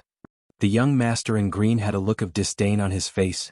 "Do you think you can write a book with so many words? Haha, you idiot, if you can write a book, I'll eat sheep dung." The young master in yellow laughed heartily. "This wrist guard looks ordinary, but you actually used mid-grade mystic gold powder to inscribe. This guy must be crazy. If you can write a spiritual book, oh no, if you can write an earthly book, I'll eat dog dung in front of everyone, ha ha ha." The young man in red laughed even more savagely. "You little brat, if you can write it into a book, I will go to the stables and buy a giant elephant in front of everyone. I will watch the elephant poop. As long as it can poop, no matter how big it is, I will eat it all. What do you think?" Lin Muyu remained silent and continued to inscribe the heavenly book. A few minutes later, just as the incense stick was about to burn out, Lin Muyu also finished writing the last 4 words on the wrist guard. "Fire God destroys the world." The divine text indeed responded, and the golden light shone brightly. The next moment, the words condensed into a rich yellow light that shot up into the sky. It was another earthly book, and judging from the intensity of the light, it was a top-grade earthly book. Oh my God! Man Tingfang was so shocked that he stood up from his seat. He rubbed his eyes and said, "How is this possible? How can such a big beard write a top-grade earthly book?" Lin Muyu stood up and looked at the mystic steel wrist guard in satisfaction. There was a faint flame on it. This was a top-grade earthly book on the law of fire. He raised his head and looked in the direction of the young masters. Who was the one who said he wanted to eat dog dung in a variety of ways? Swoosh, swoosh, swoosh. The young masters ran away in a flash, and Lin Muyu couldn't help but feel a little annoyed. People these days had no trust at all. Holding the top-grade earthly book and walking forward, Lin Muyu pinched his throat and said in a strange voice, "Sir, I am done. This is my bamboo stick, please help me register it." "Yes, yes, young master." The chief examiner's face was full of respect. He knew that the person who wrote a top-grade earthly book would most likely be summoned by the commander soon, and might even be listed as a noble. This kind of person could not be offended. Man Ning also stood up, cupped his fists and said with a smile, "This young master wrote a top-grade earthly book in one go. It's a blessing for my Sunset City, a blessing for my Iha country." "Chief Examiner, what's this young master's name?" The chief examiner was surprised. "Young master is Li Residence Protector." "Li Residence Protector?" Man Ning frowned, then immediately smiled and said, "Young master is truly an outstanding talent." Lin Muyu nodded and said, "Is the ranking out?" The incense had already burned out and Man Ning nodded. "Chief Examiner, please announce the ranking." "Yes, Marquis." The chief examiner walked forward with the scroll in hand, and announced in a clear voice, "First place of the Heavenly Book Conference, Li Residence Protector Li Laifu. Second place of the Heavenly Book Conference, Lin Yin. Third place of the Heavenly Book Conference, Miss Man Tingfang." "I don't want." Man Tingfang looked at Lin Muyu's bearded face and couldn't help but take a few steps back. She grabbed Marquis Xiang's hand and said, "Father, this person is so ugly, I don't want him, I don't want to marry him." Man Ning frowned. "Feng, don't be stubborn, you should listen to your parents when it comes to marriage. This young Master Li has both integrity and talent, you will naturally understand his good qualities in the future. Servants, prepare a banquet in the Sunset Hall. I want to invite the Li Residence Protector Li, Miss Lin Yin, and the top 10 scholars today." "Yes, Marquis." "No, I don't want." Man Tingfang's voice was very loud, and she turned around to enter the Heavenly Book Hall, extremely stubborn. Man Ning felt a little helpless and cupped his fists. "I'm very sorry, young Master Li, my daughter has always been unruly and willful, but I will definitely persuade her to marry you. This is the promise of the Heavenly Book Conference." Lin Muyu said respectfully, "Marquis, may I ask when the rewards will be distributed?" Man Ning couldn't help but laugh and immediately said, "Chief Examiner, please give young Master Li and Miss Lin the corresponding gold tickets." "Yes." The chief examiner walked forward and presented the prepared gold tickets. Lin Muyu received 80 gold tickets worth 100,000 each, and Qin Yin received 20. This time the two of them had earned a total of 10 million Jinin dollars. The Sunset Hall began to prepare for the noon banquet, while Lin Muyu and Qin Yin looked at each other and smiled. The money was already in their hands, it was time to slip away. The Heavenly Book Conference was very complicated, and it was not difficult to slip away. Lin Muyu suddenly activated the Holy King Realm to suppress a few guards, and immediately blended into the crowd with Qin Yin. They found a war horse in the periphery, and the two of them leaped onto the horse and rode straight to the north gate of Sunset City. There were not many people in the alleyway, it seemed that everyone had gone to watch the Heavenly Book Conference. However, they had not gone far when they suddenly heard the sound of horse hooves in front of them. A group of Iha Nation cavalry, led by a young girl, rushed over. That young girl was Man Tingfang. "Oh no," Qin Yin whispered, "has our identity been exposed?" "Not necessarily." Lin Muyu said calmly, "Let's go and see what she has to say." Man Tingfang pointed a finger in the distance and said, "That bearded man, you actually used a trick to write a top-grade earth book, what a despicable person. This young lady will never marry someone as despicable as you. Men, capture him, I want to interrogate him properly." The guard at the side looked helpless. "Miss Fang, if we disrespect the Heavenly Book Conference's champion, we won't be able to bear the Marquis's wrath." Man Tingfang gritted her teeth. "A bunch of trash. If you don't do it, I'll do it myself." As she said that, Man Tingfang suddenly pulled out a thin sword and urged her horse to charge over. Lin Muyu could not help but find it funny. She urged her horse forward, a faint ruler's battle flame circulating in her palm. Just as Man Tingfang pulled out her sword, her palm gently flipped, and a suction force wrapped around the sword's blade. With a sudden tug, Man Tingfang fell from her battle horse. However, at the same time she reached out and grabbed Lin Muyu's fake beard. With a swoosh, she pulled the fake beard down and dropped it to the ground. "Ah!" Man Tingfang looked up and saw that Lin Muyu had transformed into an incomparably handsome young man after losing his beard. Moreover, a faint ruler's battle flame was enshrouding his body. One look and it was obvious that his cultivation was not ordinary. In an instant, Man Tingfang's heart was in a mess and her face turned red. She said, You're not allowed to leave. The champion of the Heavenly Book Conference must marry me. Lin Muyu looked at her with a smile and said something that made everyone burst out laughing. I don't want to. Qin Yin giggled and urged her horse forward. She tugged on Taksha's reins and galloped toward the north gate with Lin Muyu. Man Tingfang looked up in the direction that Lin Muyu and Qin Yin had disappeared. Her pretty face was full of unwillingness. She whimpered in pain and said, No matter where you run to, I will catch you and bring you back to marry me. Just you wait. Chapter 537. Father. Man Tingfang's drawn-out coquettish voice was heard in the Sunset Hall as she raised her bruised elbow and said, That person ran away and even injured my daughter. Father, you must seek justice for me. Man Ning trembled as he held his daughter's injured elbow and his face was suddenly filled with murderous intent. Man Tingfang was the pearl of his palm and since young, she was always held in his hands and feared to fall and held in his mouth for fear of melting. When had she ever suffered such a serious injury? Suddenly Man Ning gritted his teeth and said, Scoundrel, who is it that injured my Fanger to this state? Sunset Army Cavalry, prepare to assemble. Kill him. Father.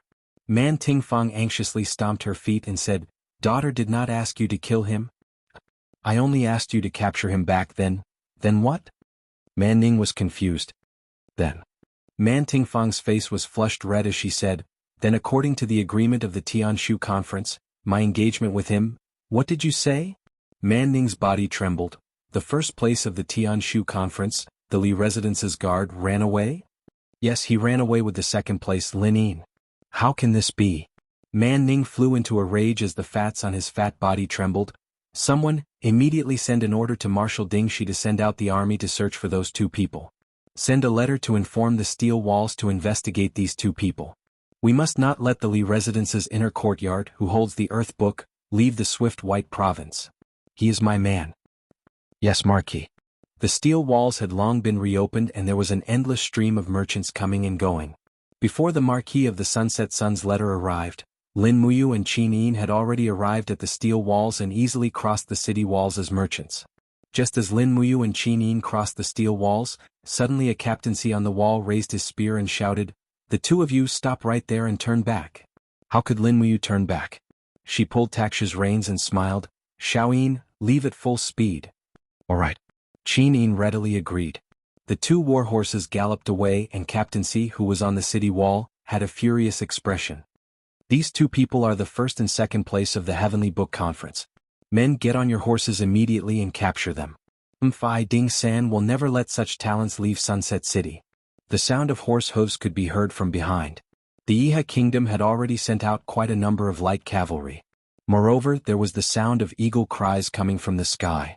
These must be the falcons that the Iha Kingdom had raised for hunting and tracking. Oh no, we might not be able to escape, Qin Yin said worriedly. I won't.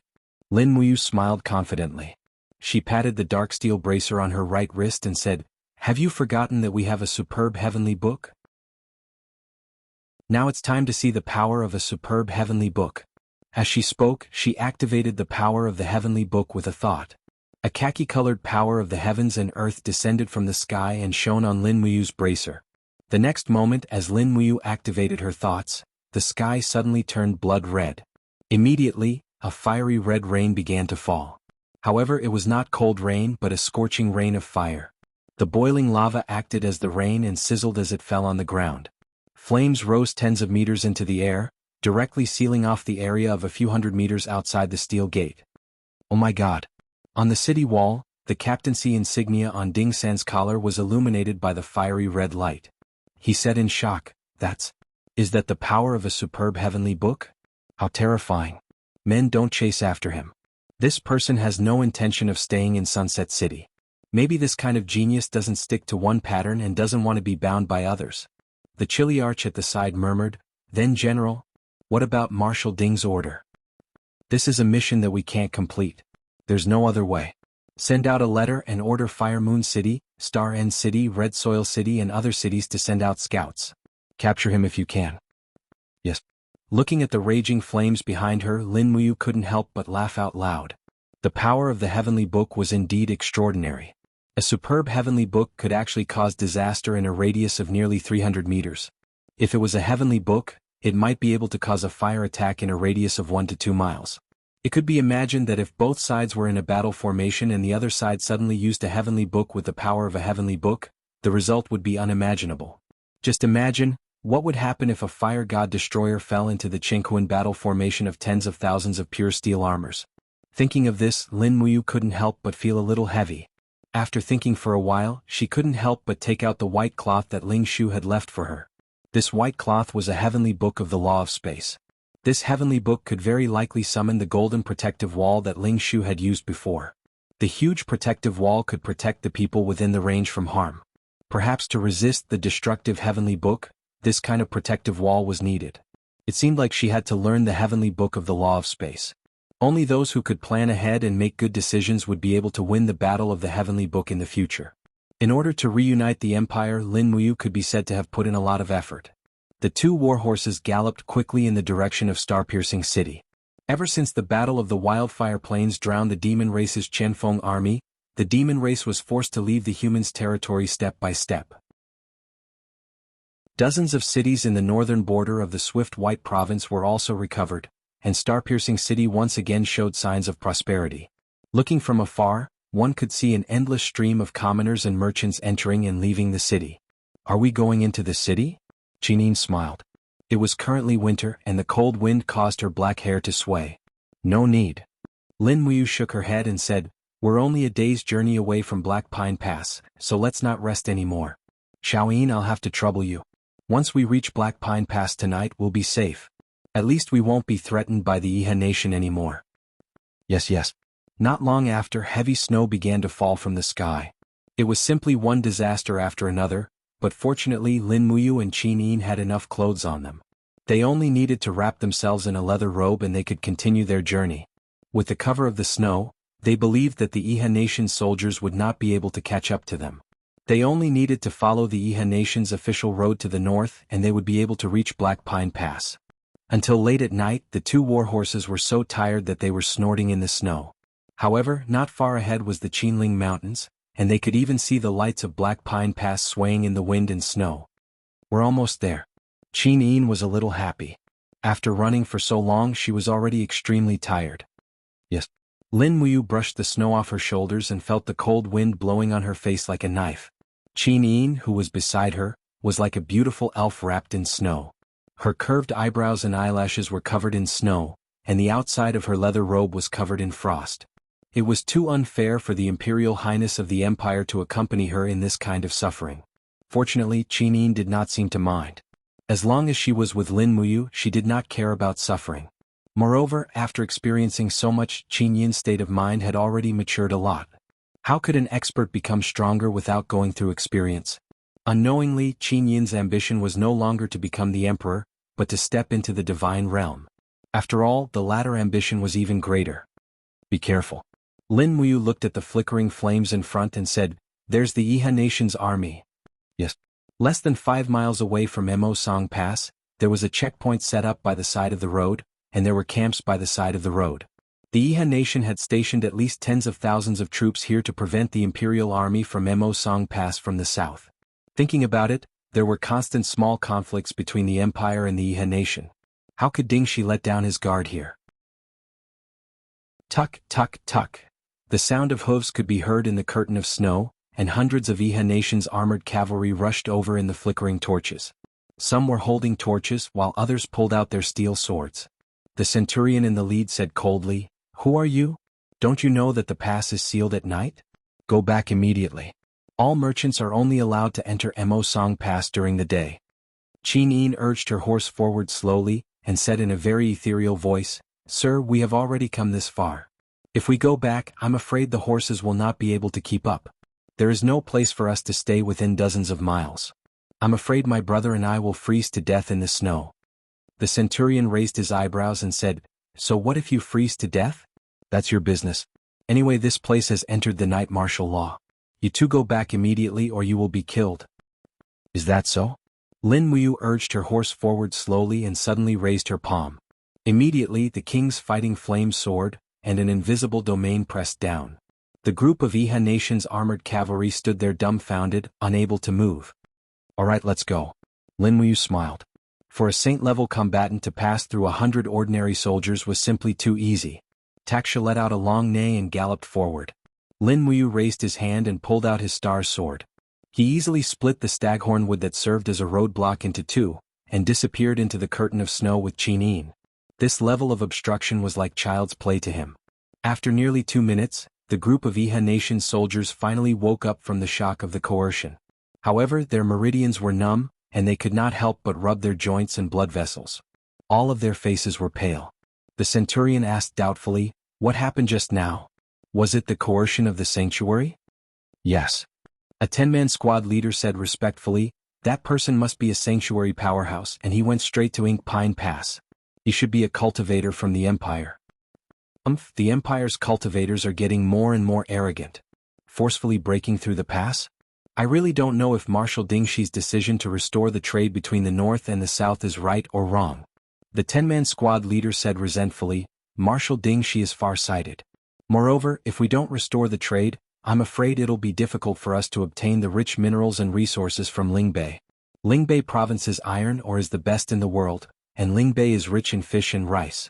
Our minerals are far inferior to Lingbei's, so there's nothing we can do about it." Sigh. The centurion looked at the Qinling Mountains and his eyes lit up. He clenched his fists and said, "I really hope to see the Iha Nation's warriors pull themselves together in my lifetime. We'll cross the Qinling Mountains and sweep away the corrupt and brutal empire, saving the people from the abyss of suffering." The 10-man squad leader was just an old soldier, and there was a smile in his old eyes. He said, "Who knows? The black and white sides of the world have confused many people." The centurion was stunned. He had no idea what the 10-man squad leader was talking about, but his face hurt from the cold wind. He quickly sheathed his sword and rubbed his hands. "Let's go back to the camp. It's freezing outside. It seems like the snow won't stop tonight." "Yes." Chapter 538. In the camp of the garrison of Xi'ang City, the cold wind blew in through the gap of the commander's tent, causing the candlelight to flicker. "Marshal, rest early," the guard said respectfully. "It's okay." Dingshi's eyes were fixed on the scroll in his hand. The words recorded on the scroll were the military book left by Xiang Wenian, the military god. It was a page about the Qingkuan battle formation. Feng Jixing launched the Qingkuan battle formation with 60,000 troops and stopped the armor demon in the Unicorn Forest. It was a miracle. In the records of the battles between humans and demons, there were 2 large-scale field battles. One was when Long Qianlin used the Iron Chain Horse tactic to fight the Thunderchong Legion and lost more than half of his troops. The other was when Feng Jixing used the Qingkuan battle formation to fight the Armor Demon Legion of the Demons. In a sense, Feng Jixing's tactic was more successful than Long Qianlin's. If he could use the Qingkuan battle formation more skillfully, he might be able to defeat the demons with this tactic. Voila! The tent was opened and Ding Sanging walked in covered with snow. He took off his battle robe and handed it to the attendant. He walked straight to Ding Shi, glanced at the scroll in Ding Shi's hand and said with a smile, "Marshal is still thinking about the Qingkuan battle formation?" "Yes." Ding Shi rubbed his temples. His face was full of fatigue as he said, "Qian Feng and Lei Chong will definitely not let the matter rest after their defeat in the Wildfire Plains. The demons will make a comeback sooner or later. What are the chances of our Iha country winning? Long Qianlin's arrow chest and third-rate white diamond arrowheads? I really don't know if those white diamond arrowheads can really penetrate the armor of the armor demon," as Long Qianlin said. Ding Sanging said, "The commander-in-chief relies heavily on Long Qianlin, Yishuan Huan and the others.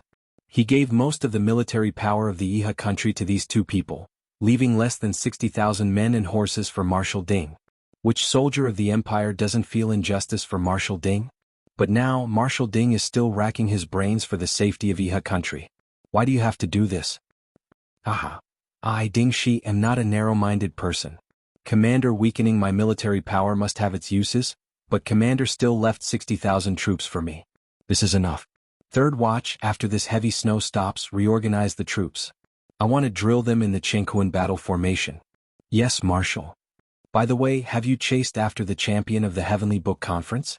"No." Ding San felt even more helpless as he said, "This general really doesn't understand. This young master of the Heavenly Tome Conference's champion had the opportunity to marry the incomparably beautiful young lady Man Tingfeng, so why did he refuse? Ding, she couldn't help but laugh. Third Miss has always been unruly and willful. Perhaps there is a reason why she ran away. Anyway, if it were me, I would also run away, ha. Ding Sanging sat down and said, Commander Ding, you're still in the mood to joke around here. We didn't manage to chase down the champion of the Heavenly Book Gathering and let such a talent escape. The Sunset Marquis will definitely blame us. Commander Ding, you'd better think about how to deal with the Marquis. Deal with the Marquis? Ding, she laughed. The generals of Sunset City are all pot-bellied and mediocre. After the Battle of Lanyan City, they've long lost their will to fight and only know how to enjoy themselves. In the entire Swift White Province, if I, Ding Shi, don't lead troops, who will? Don't worry, the Marquis won't do anything to me. Third watch, how did the champion in second place escape? Logically speaking, the light cavalry stationed within the steel walls are all top-notch horses. There's no reason they couldn't catch up. Ding San cupped his fists and said, just as we were about to give chase, the champion used the top-quality earth tome he had just carved and activated the power of heaven and earth. Nearly 300 meters of fire rain blocked the exit of the steel walls, so we had no way of giving chase. A 300-meter range of fire rain? Ding, she couldn't help but be stunned. How is that possible? I've seen the people of Northern Qi use the Heavenly Tome. That time, the middle-quality Earth Tome only summoned a 20-meter range of fire rain. Although his top-quality Earth Tome is strong, it shouldn't be that much stronger, right? But I don't know. Ding, she clenched his fists and said, for such a talent to leave Swift White Province is truly a pity. Send more people out to search. Let's hope he'll change his mind and be willing to marry the third Mississippi. In truth, there's nothing wrong with the third Miss, just that her temper is bad. Her character and knowledge are both good, and she's fresh and beautiful. This Li Manor Protector is really too confusing. Could it be, because he once offended the second son of Northern Qi, he fled to escape punishment? That shouldn't be. Ding San sat there on his knees, not knowing how to interrupt. He just looked at Ding Shi and muttered to himself. At Ink Pine Pass, the curtain of snow blocked one's line of sight.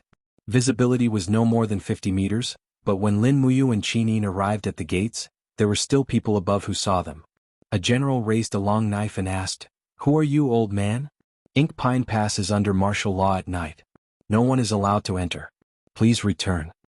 Lin Muyu walked forward and took out her general's token from her bosom. She held it high and said, look at this, then decide if you want to open the gates and let us in. The general raised his torch and looked at it from afar. He saw that the golden token glowed with a golden light, but he couldn't see the words clearly. But looking at the shape, it was indeed the token of an imperial general. Immediately his whole body trembled. He said to the guards beside him, take a few dozen people with me to take a look. This person looks like he's no ordinary person. Yes, General. A few minutes later, the iron gates opened with a creak. The cold wind outside immediately poured into the pass, and a group of imperial soldiers walked out. The centurion walked forward respectfully and took a look at Lin Muyu's token. Immediately he was scared out of his wits. He quickly knelt on one knee and saluted, saying, this general greets Commander Yu. Commander Yu? The group of imperial soldiers was dumbfounded. They looked at each other and quickly understood. Within the empire, there was only one person who could be called Commander Yu, and that was Lin Muyu, who had defeated the Qianfeng Corps in the Wildfire Plains. She was an imperial general who was on the same level as Feng Jixing. Very soon the group of soldiers knelt down one after another. The snow on the ground melted a little and immediately wet their knees. Lin Muyu raised her hand. Get up, don't stand on ceremony. Let's enter the pass first. Arrange 2 warm rooms for me and have someone make some delicious food. Understood? Yes, Commander. The centurion stood up, but his gaze fell on Qin Yin, who was beside Lin Muyu. Under the illumination of the torch, this young lady was very beautiful, and her identity was obvious. Everyone knew who Lin Muyu was. If this young lady wasn't the princess of the 7 seas, Tang Xiaoxi, then she should be the current empress. For a moment, the centurion was so excited that he almost fainted. Many imperial soldiers might not even get to see the empress once in their entire lives. However, it was very likely that he would be in close contact with the empress only 2 meters away. This was a great honor. Commander, who is this young lady? He couldn't help but ask. However, Lin Muyu said, don't ask what you shouldn't. Don't make it public. Yes. This centurion also had some information and knew that Princess She had been in charge of Lanyan City for the past half a month. Rumor had it that the Empress, Qinin, was in seclusion.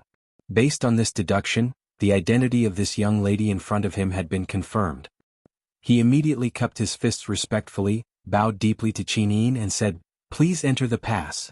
It was warm inside Emosong Pass. Lin Muyu and Qin Yin's rooms were arranged on the third floor of the pass. There was a small window facing Lingnan, and one could faintly see the fire in the wind and snow. There was a heater in the room and it was very warm. Lin Muyu helped Qin Yin take off her cloak and shook off the snow on it. Meanwhile, Qin Yin moved forward and smiled as she helped Lin Muyu untie the belt of her leather robe. At the side, the 3 Kiliarchs who were guarding Emosong Pass were dumbfounded.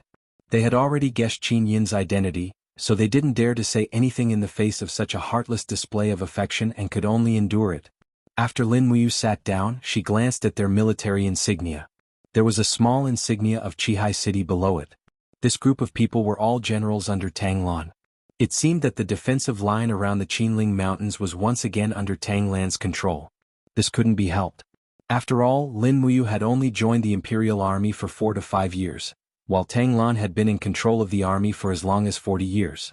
This kind of accumulation of deep roots couldn't be changed in a short period of time. After asking a few questions about the defense of Emosong Pass, Lin Muyu ordered them to leave and not to wait on her. Then they ate the food that the soldiers brought. It was very delicious and they didn't dare to be negligent. There was meat and vegetables for this meal. Presumably, to the soldiers, being able to eat such a meal was no different from celebrating a festival. The snow stopped the next day, but at a glance, thousands of miles of mountains and rivers were covered in snow. It was a very magnificent sight. After Lin Muyu and Qin Yin finished breakfast, they prepared to set off. Qin Yin changed into a snow-white leather robe embroidered with a faint golden-purple flower pattern. Immediately there was a huge change in her aura. As for Lin Muyu, he wore the white robe of the Imperial Army, which made the group of soldiers once again confirm his identity. There were 500 cavalrymen from Emosong Pass to escort them back to Lanyan City, so that they could take care of each other along the way. Lin Muyu had a pile of treasures in her arms, so she had to be careful. When they passed by Bugu City, she mobilized 500 cavalrymen, and when they passed by Cold Star City, she mobilized another 1,000 cavalrymen. When they entered the North Ridge province 2 days later, she already had an army of 3,000 cavalrymen. As for this army, Lin Muyu didn't want to return it. Instead, she asked Qin Yin to directly leave an imperial edict, and these 3,000 cavalrymen were directly added to the Dragon Guard battalion and handed over to Wei Chou for training. On one hand, it could weaken Tang Lan's forces in the Earth Star province, and on the other hand, it could slightly strengthen the Dragon Guard battalion. Chapter 539. After returning to Lanyan City, the first thing Lin Muyu did was to write down a complete volume of the divine tomes of the laws of fire, wind, lightning, and life based on her memory. However, there was only one volume and it was kept by Tang Xiaoxi. Qin Yin and Tang Xiaoxi studied it together. Thus, the inscriptions on the divine tomes of the 8 laws in the Heavenly Tome Forest were all under the control of the Zetian Palace. In the 3 days after returning to Lanyan City, Lin Muyu tried many times to write a divine tome, but she failed again and again. The key to writing a book was related to one's state of mind, but not every inscription could draw upon the power of heaven and earth. In 3 days, Lin Muyu inscribed nearly 20 tool embryos, but only 2 books were completed. One was a middle-grade earth book and the other was a high-grade earth book. The rest were all failures. On the other hand, Qin Yin had completed 3 books, 1 low-grade earth book and 2 top-grade spiritual books. This made Tang Xiaoxi extremely envious. After a trip to the Heavenly Tome Forest, Qin Yin's cultivation in heavenly tomes was already firmly above Tang Xiaoxi's. In the afternoon, Jin Xiaotang appeared in the Valiant Dragon Legion's camp. She was dressed in a beautiful green robe, and when her gaze fell on the embryos in front of Lin Muyu, she could not help but light up with joy. Wow, is this a high-grade earth book? This is a middle-grade earth book and there's also a low-grade earth book. Are these two embryos top-grade spiritual books? Oh my god, were all these divine tomes written by Brother Yu? Jin Xiaotang was overjoyed. Not all of them. Lin Muyu did not tell her that 3 of them were written by Empress Qin Yin. After all, this was too shocking. It was too early for news that Empress Qin Yin was well versed in the law of light to spread. She said, only 2 were written by me and the rest were written by my friends. shouting, "How much can these divine tomes sell for?" "I'm not sure about the others, but this high-grade Win Law tome should be worth at least this much." She extended her index finger. 10 million? Lin Muyu was overjoyed. "Can you really sell it for that much?" "Maybe more expensive." Jin Xiaotang said, "Up until now, very few of the masters in the Heavenly Tome Pavilion have been able to write an upper-tier Earth Tome. This upper-tier Earth Tome is probably the most powerful Heavenly Tome in Lanyan City. Brother Yu, are you sure you want to sell this book?" Lin Muyu muttered to herself for a moment. She thought about how powerful the Earth Tome was. If it were to fall into the hands of a thief, the consequences would be unthinkable. She said, "I'm not selling it. It's just a display item to increase the Chamber of Commerce's popularity." "All right." Jin Xiaotang readily agreed. Lin Muyu smiled. "In the future, don't sell the tomes of heaven that I write that are above the level of earthly tomes. They are only for display. When there's a war in the future, you have to return all of them to me. These tomes of heaven are for killing, not for display." "Yes, Xiaotang knows. Does Big Brother you still want to engrave it?" "Of course." Lin Muyu had a card up her sleeve. Her attainments in engraving seemed to be above the heavenly tome. Furthermore, engraving was a passive ability, so it was not impossible to use it to earn money. Perhaps she could only rely on engraving to earn money in the future. The next day, Heavenly Tome Pavilion. "What?" Ji Lin's hand trembled slightly, and the tea in his teacup spilled onto the ground. He looked up at Ji Shang and said, "Shang, say that again. Did I hear wrongly? The Purple Flower Chamber of Commerce displayed a upper-tier Earth Tome?" "Yes, grandfather." Ji Shang said respectfully, "It's a upper-tier Earth Tome of the Law of Wind. It's very rich in spiritual power. Once it activates the power of heaven and earth, its might will be unimaginable. I really don't know who was able to engrave such a heavenly tome pavilion." At the side, the Lu Residence's patriarch, Lu Yen, took a sip of tea and said, "Lord Steward, it looks like there's another capable person in Lanyan City besides the Heavenly Tome Pavilion. It's a pity that such a talent was not used by our Heavenly Tome Pavilion." Ji Lin said, "Does Lord Lu Yen know who wrote this upper-tier Earth Tome?" "I don't know." Lu Yen said, "But I can deduce that this person must be inextricably linked to the Purple Flower Chamber of Commerce. Otherwise, he wouldn't have displayed this priceless artifact embryo in the Purple Flower Chamber of Commerce. Isn't he afraid of someone snatching it?" Ji Shang said, "Lord Lu Yen might not know this, but the Purple Flower Chamber of Commerce has at least 200 Divine Temple experts guarding it. Let alone snatching it, they can't even take a glance at it." Lu Yen stroked his white beard and said, "Steward Ji Lin, the waters of Lanyan City's Heavenly Tome realm are getting murkier and murkier. I'm afraid this isn't a good thing. It's obvious that someone wants to establish a faction outside of the Heavenly Tome Pavilion. If we don't handle this matter properly, I'm afraid that the Heavenly Tome Pavilion will fall out of favor with Her Highness. At that time, I'm afraid that everything we have will disappear in the blink of an eye." "Oh?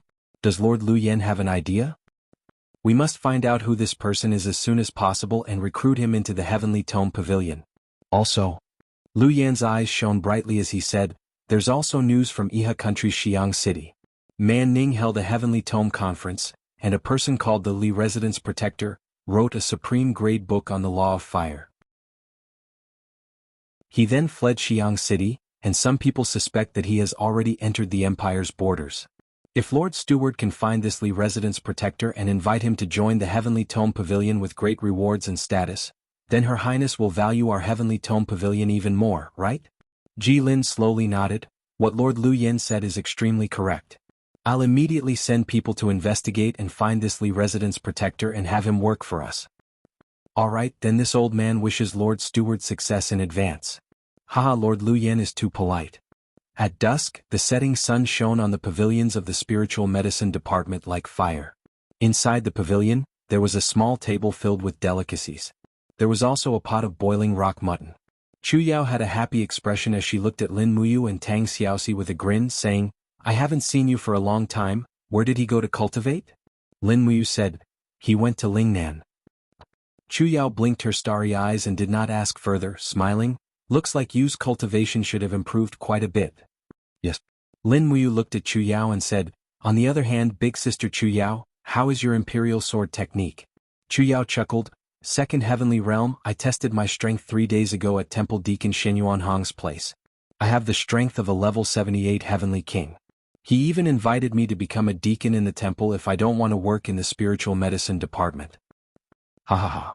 Lin Muyu chuckled. Not being a great deacon of the spiritual medicine department and becoming a deacon in the temple, Great Deacon Xinyuan Hong really knows how to joke. Right, Xiaoxi and I still have a piece of meat here, leave it for Big Sister Chuya to help you cultivate. I hope you can step into the saint realm as soon as possible, then you will be able to maintain your beauty forever. I wanted to. Chu Yao pursed her lips and said, the people in the spiritual medicine division said that if I can't step into the saint domain within these 2 years, then it will be too late. At that time, even if I step into the saint domain, I will be an old woman. Wu, you said that after 30 years when I step into the saint domain, I will become Grandma Chu Yao.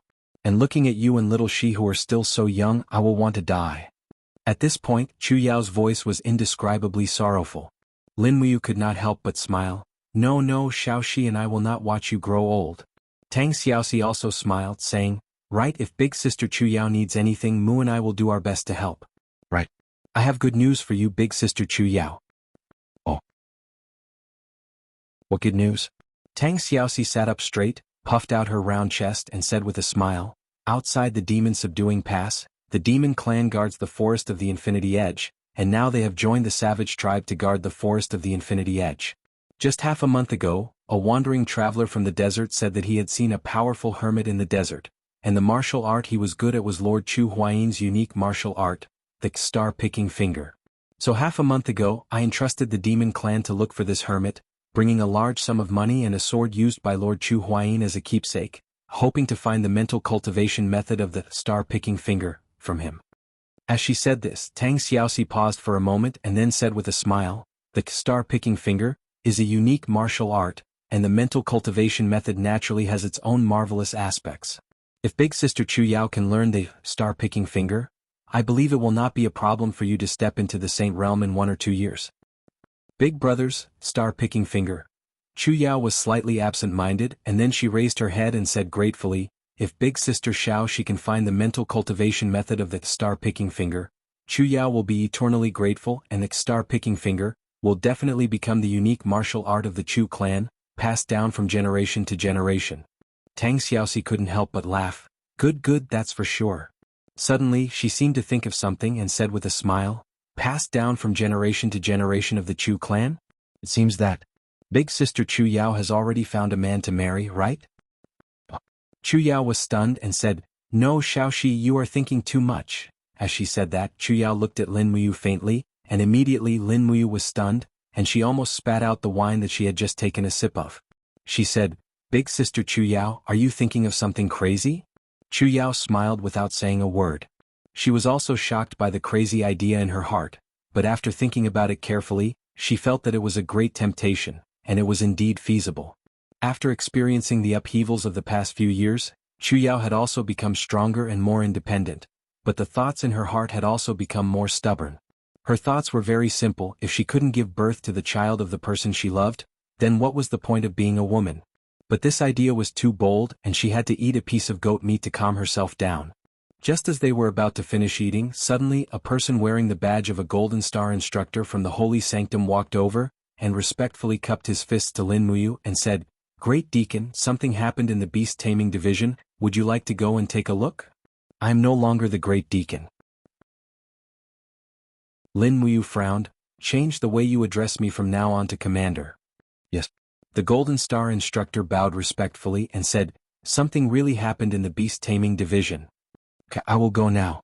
Lin Muyu stood up and so did Tang Xiaoxi and Chu Yao, presumably to go and see what had happened. Chapter 540. In the temple, the beast taming department was in an uproar. When Lin Muyu, Tang Xiaoxi and Chu Yao arrived, they saw the two groups arguing endlessly, their faces red with anger. The 3 deacons, Guyang, Zhou Yao and Jin Feng were on the side, but they couldn't maintain the stability of the situation. Deacon Xianyuan Hong didn't interfere with the management of the beast taming department, so he didn't appear. At the edge of the beast pen, a young Silver Star sparring master hugged a dead swift wolf and cried incessantly. There were claw marks on his arm and blood flowed out. A middle-aged sparring master next to him patted his shoulder and said, Bull, don't cry. Now that the swift wolf is dead, we can just go to the dragon-seeking forest and catch another one. Don't provoke them anymore. The young sparring master wiped his tears and said, Uncle Zhao, you saw it too. Those instructors don't even treat us sparring masters as human beings. We agreed to stop the fight, but Zhang Cheng let his bloodthirsty tiger bite my swift wolf to death. Not far away, a Silver Star instructor who was caressing the bloodthirsty tiger's head sneered and said, Niu Bei, if you're willing to bet, you must be willing to accept your loss. Since we've agreed to a duel and my bloodthirsty tiger accidentally killed your swift wolf, you should just accept your fate. Stop crying and act like a man. At most, this young master will pay you back. A swift wolf cub is at most 20 Jinin coins, this young master can afford it. Bull said angrily, You are also a beast-taming master, and you have also learned the beast-taming art. Don't you know that after the spirit fusion, the master and pet's consciousness become one? You killed my swift wolf just like you killed me once. Do you know that kind of pain and despair? My pet doesn't want to die. I can feel its cries for help. People like you don't understand.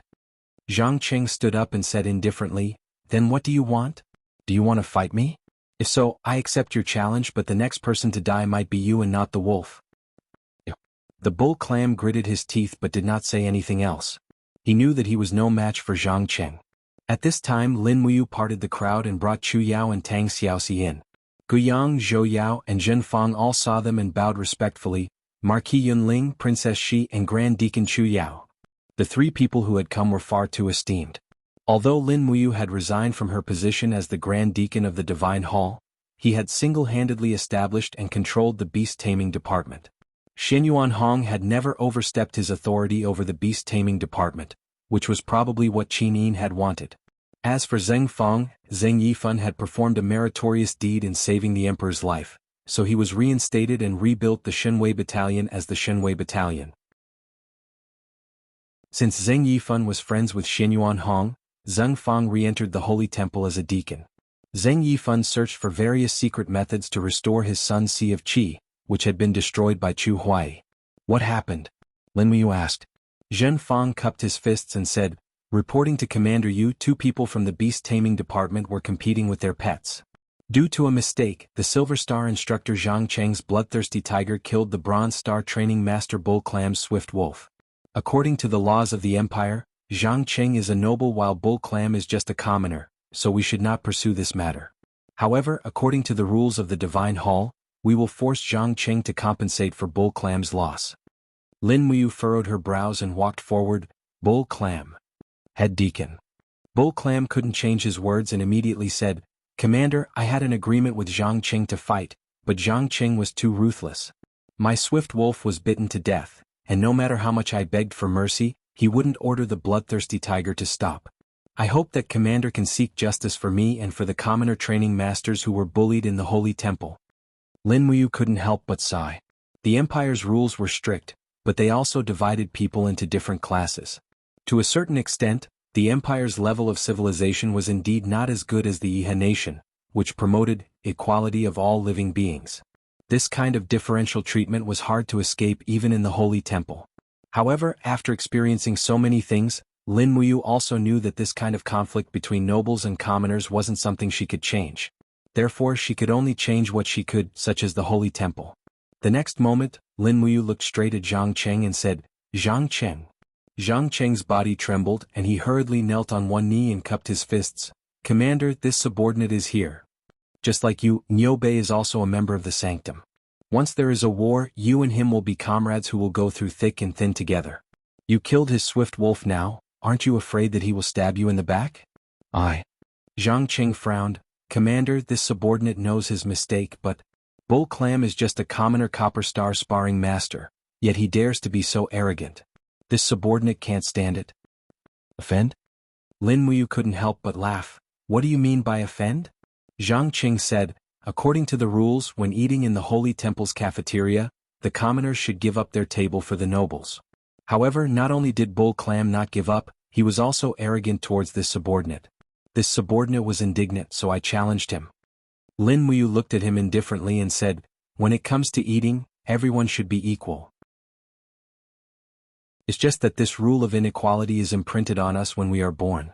Zhang Cheng, you are a martial artist of the Holy Temple. Martial artists cultivate their heart and virtue. A strong martial artist's state of mind should be broad and calm. As the saying goes, 100 rivers run into the sea, it's great to have tolerance, it's great to have no desires. You think Deacon Guyang or Great Deacon Xinyuan Hong would fight with someone over a table? Zhang Qing actually revealed a trace of grievance and said, "But Commander, this subordinate is a fifth-class noble of the Empire. Why should I be bullied by a commoner like Bull Clam? Commander, you can't just protect Bull Clam and bully me." Tang Xiaoxi couldn't help but laugh. Chu Yao also smiled. Lin Muyu still looked at Zhang Qing and said, "Zhang Qing, as a first-class noble of the Empire, I still use an equal attitude to reason with you. This is the true grace of a noble. Think about it carefully. Men, take Zhang Qing away and put him in confinement for 3 days." "Yes." Zhen Fang cupped his fists and signaled with his eyes. 2 instructors immediately took Zhang Qing away. Lin Muyu looked at Guyang and respectfully cupped her fists. "Grandpa Guyang, shall we go see the Great Deacon?" "Yes." In the main hall of the Holy Temple, Xianyuan Hong was reading a stack of scrolls attentively. He only raised his head when Lin Muyu, Guyang, Tang Xiaoxi, Chu Yao and Zhen Fang entered. His kind face was full of smiles as he said, You're here?" "Yes." "Have a seat." "Many thanks, Great Deacon." Lin Muyu arranged for Tang Xiaoxi, Chu Yao and the others to sit down and serve tea. Then she sat down on a chair close to Xianyuan Hong and said, "Great Deacon, I've just settled a dispute between the nobles and commoners. I believe such matters have always existed in the Holy Temple." "Yes." Xianyuan Hong nodded. "The Holy Temple has been established for nearly 10,000 years and has left behind many bad habits. Not to mention the Holy Temple, there are many bad habits in the entire empire. However, these need to be changed. After all, the upper echelons of the empire are still decided by the nobles. We can't rush for quick results." "I know." Lin Muyu said, "That's why I have a plan that I would like to discuss with the Great Deacon." "Oh." Xianyuan Hong couldn't help but smile. "You speak your mind. There's no need to be polite with me." "Yes." Lin Muyu nodded. "I hope that the Great Deacon can establish a martial virtue hall in the Holy Temple. The position of the martial virtue hall is above all the other halls in the Holy Temple.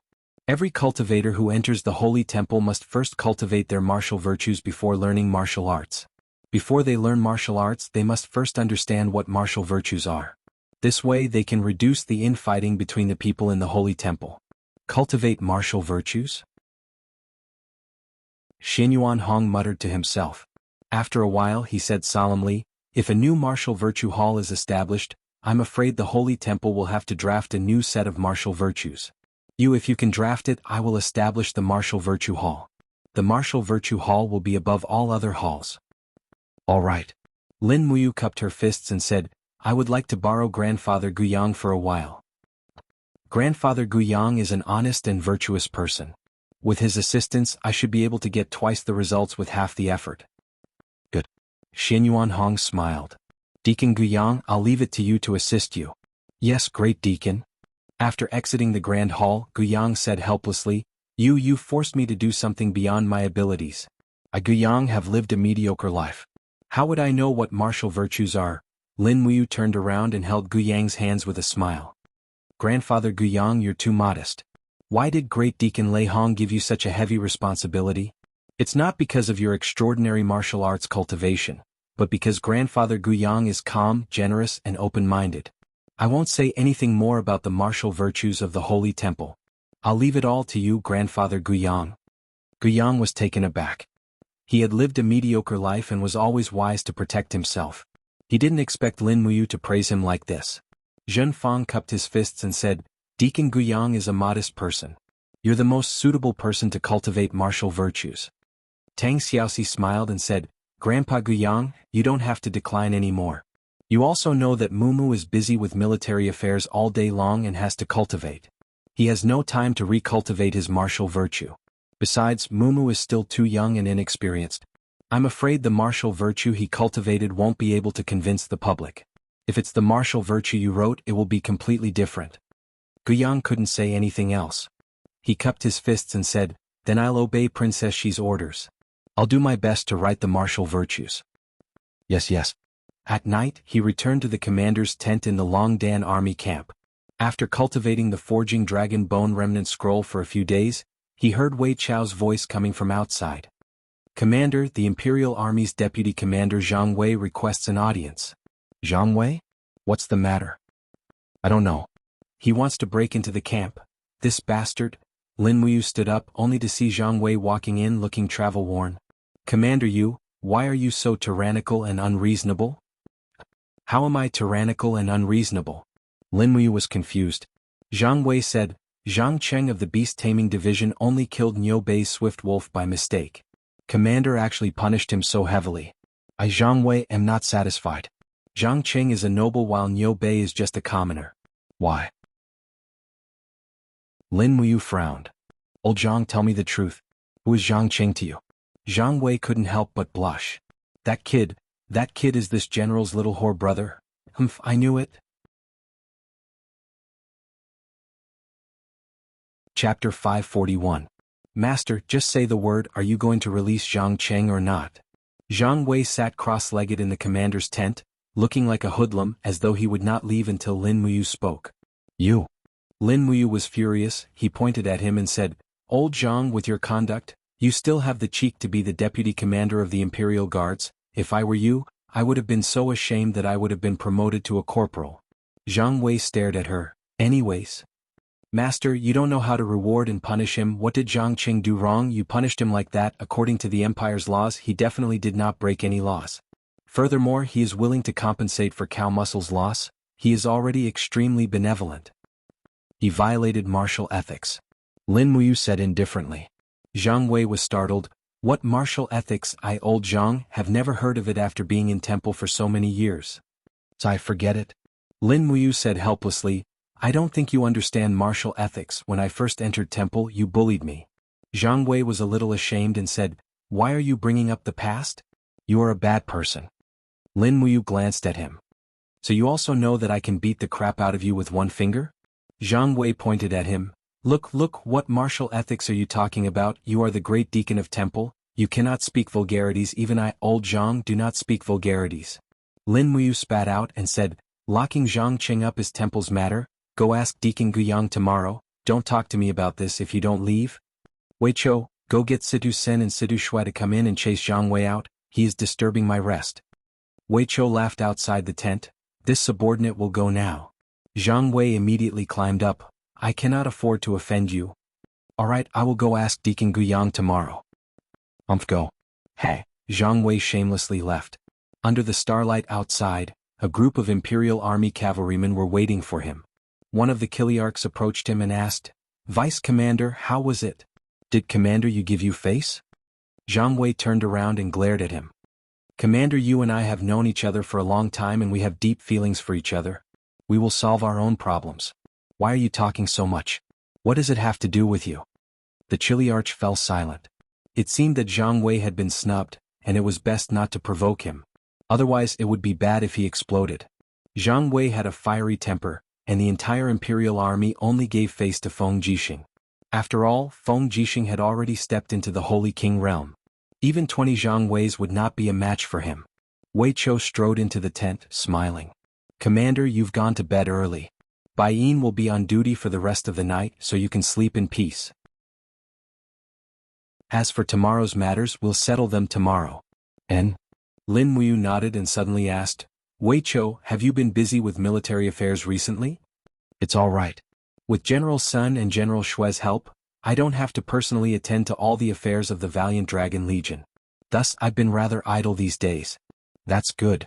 Lin Muyu smiled. Since that's the case, I'll appoint you as the person in charge of the beast taming department. You'll be in charge of it. You've been in charge of it before, so you should know the pros and cons, right? And? Wei Chou cupped his fists respectfully.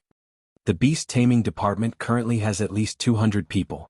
Most of them have cultivated the first 2 volumes of the beast taming art and can fuse with spirit beasts. However, due to limited conditions, they can only tame low-level spirit beasts such as wolves, which are not very useful in battle. That's the problem you need to solve. Lin Muyu smiled. The spirit beasts of the beast taming department are too messy. They are not very useful in battle.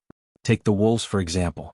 I think, even a 3,000-year-old wolf would not be able to withstand an armor demon's axe, right? That's right. The wolf's defense is too weak. It's not suitable as a beast of war. In my opinion, there's a lake in the depths of the dragon-seeking forest called the Cloud Dragon Lake. A type of land tortoise lives on the lakeside of the Cloud Dragon Lake called the Blazing Black Tortoise. The shell of the blazing black tortoise is extremely hard. Even white diamond arrows can't penetrate it. The blazing black tortoise that has lived for more than 3,000 years will have matured shells. Perhaps a cultivator with a higher cultivation in the beast taming department can tame a blazing black tortoise to aid in battle. Sure. Lin Muyu nodded. I'll leave the taming of the blazing black tortoise to you. Inform me before you set off. I'll go with everyone. We must minimize casualties. Yes, I understand. The next morning, the bell in the Divine Temple reverberated. It was the bell for the Divine Temple staff to assemble in the morning. More than 1,000 Divine Temple staff stood in great numbers in the huge Divine Temple square. Lin Muyu, Xin Yuan Hong, and other important higher-ups were also present. Guiyang held a scroll in his hand and read out the rules of the martial virtues after the establishment of the Martial Virtue Hall. There were a total of 8 virtues: benevolence, loyalty, stopping war, facing the abyss, bravery, self-improvement, openness, and humility. Lin Muyu was very satisfied with the 8 great martial virtues. Getting Guiyang to write the martial virtues was indeed the right choice. With the establishment of the Martial Virtue Hall, the 8 great martial virtues would be like waves that would constantly affect the Empire's territory outside of Lanyan City. After that, Guiyang naturally became the first deacon of the Martial Virtue Hall. This was also the result of Lin Muyu's recommendation. After all, if Guiyang could not do it, he could only do it. To be honest, Lin Muyu did not have much time to waste in the Martial Virtue Hall. In the afternoon, he brought Bai Yin and the other guards to the Zine Flower Merchant Guild.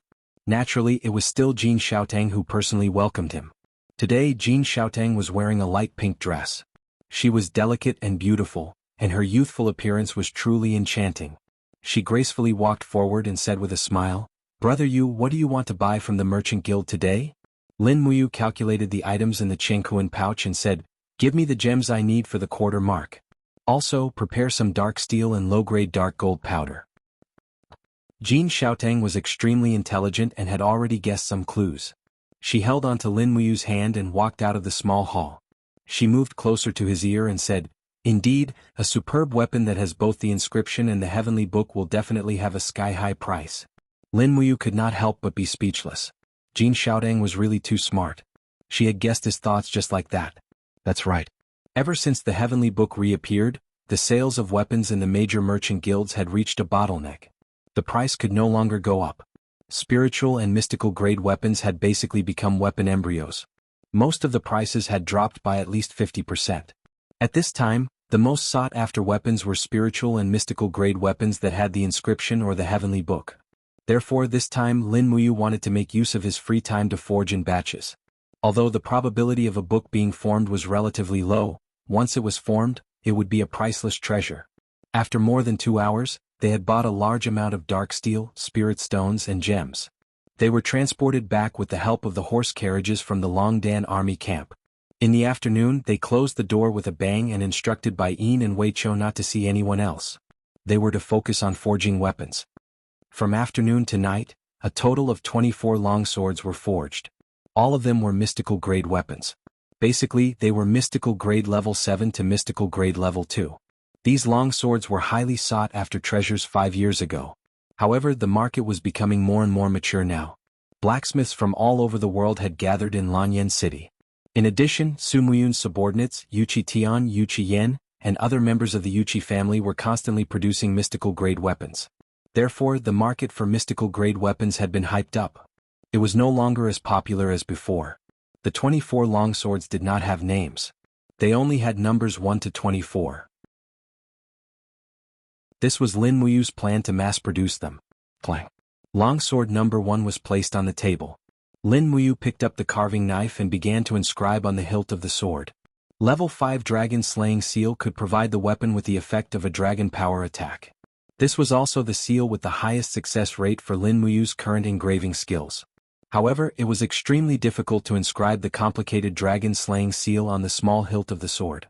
Not long after, the sword was embedded into the dragon heart stone. However, the blade was dull and the engraving was actually broken. Lin Muyu calmed himself down and put the broken sword aside. He could use it as the embryo of the heavenly book later to inscribe again. It was all right. He could not explode in his mind. He could take it slow. As a result, the engraving of the next few weapons was successful. The moment they were embedded into the dragon heart stone, They bloomed with the radiance of the dragon-slaying seal. When it was late at night, Lin Muyu's forehead was already covered with sweat. He had successfully engraved 11 of the 24 longswords. This success rate was already considered to be at the peak. Phew! He took a deep breath, put down the carving knife, picked up the spiritual pen, and filled it with sufficient low-grade dark gold powder. It was time to inscribe the heavenly book. The surface area of the sword was considered relatively large. Lin Muyu did not pursue to inscribe a complete heavenly book. Instead, he wanted to inscribe a simplified version of the heavenly book. The heavenly book that was extracted from the heavenly book was of the fire element. After all, the fire element was a pure attack type. The dragon-slaying seal was also an attack type. Moreover, it was engraved on a long sword. Swoosh. Sword number 1 actually became a book. The orange light was very intense. It was a top-grade spiritual book of the law of fire. Lin Muyu couldn't help but feel a little excited. He continued to write with sword number 2. It was a pity that he had written it badly. He did not comprehend his state of mind. This sword could only become a semi-finished embryo with the engraving but not the heavenly book. He was not discouraged and continued to write. However, the engravings were ruined one by one. Either it became a book but not engraved, or it was engraved but not a book. Lin Muyu's mood gradually worsened. There was a sense of frustration that came from nowhere. It was too hopeless. All the way until it was almost dawn, the long sword in his hand suddenly burst out with a bright light. A pale yellow light soared into the sky. It was a low-grade heavenly book. Furthermore, this sword with serial number 21 already had a successful god-slaying seal. Just when Lin Muyu was about to lose all hope, the first successful work was born. This sword was also the only one among the 24 longswords that had the blessing of 2 divine powers. It was originally a mystic rank 1 top-grade embryo and had a complete god-slaying seal. Then, it activated the heaven and earth energy of the low-grade heavenly book. This sword might be the unparalleled sword in the world, right? Chapter 542. Heavenly Book Pavilion, Elders Conference. Bada. Bada? Ouyang Ping took a puff from his pipe, his face was cloudy. Lu Yen squinted his eyes and said, "Everyone please say something.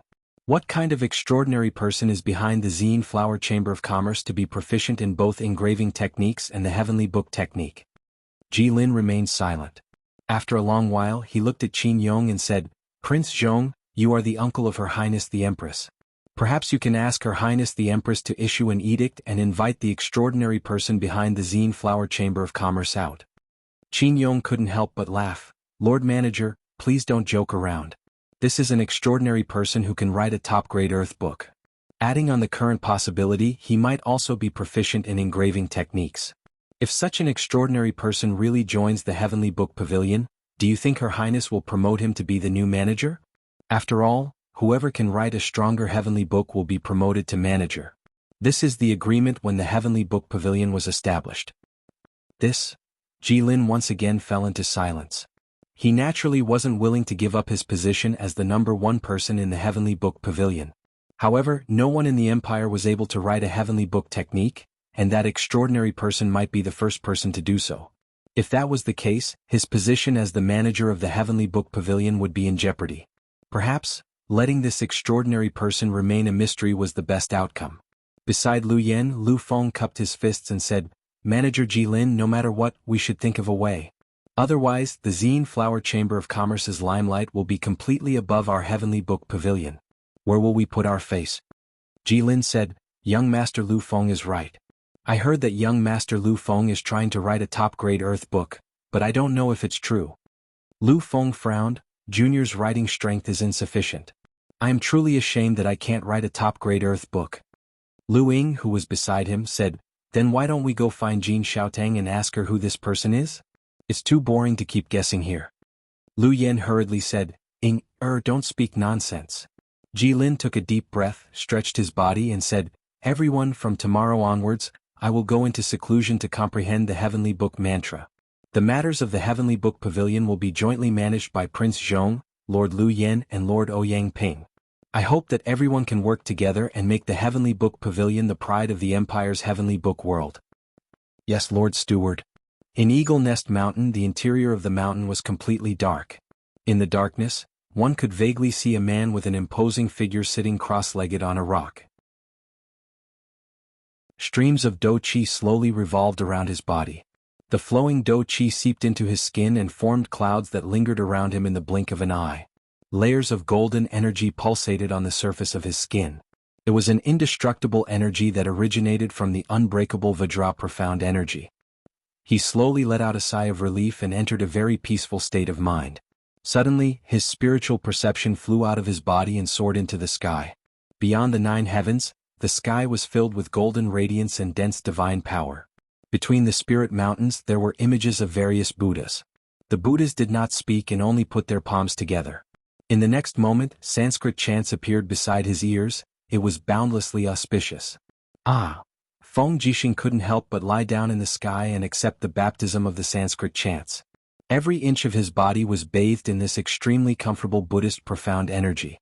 Immortal Sanskrit chants. Finally, Feng Jixing cultivated the Vajra protection divine art to the 6th stage. He could clearly feel the Vajra protection chi on the surface of his body becoming more and more tyrannical and solid. He had already achieved initial success in this divine art. At the very least, he no longer needed to rely on battle armor to protect himself. Moreover, when he was fighting against a powerhouse of the same level, relying on battle armor alone was far from enough. This was also one of the reasons why Feng Jixing was so focused on cultivating the Vajra protection divine art. His cultivation of the Vajra protection divine art had already surpassed that of Lin Muyu. The reason was simple: focus. During this period of time, Feng Jixing had only cultivated the Vajra protection divine art, while Lin Muyu had to cultivate the star arts and dragon forging bone remnant scroll. Knock knock. The sound of knocking came from the stone door. Who is it? Feng Jixing slowly opened his eyes. His body was still in a cross-legged position. The strong muscles on his arms and chest were glistening with sweat. Unknowingly he was already drenched in sweat. Subordinate Luo Yu requests to see the commander. Come in. Creak. The stone door opened and Luo Yu walked in with a torch. She respectfully knelt on one knee and said, "Commander, you have been cultivating in the mountain for a full 17 days. I know. As you come back. He came back a few days ago." Luo Yu said, "General Feng, there was a letter from Lingdong province. They found new movements of the demon race." What happened to the demon race?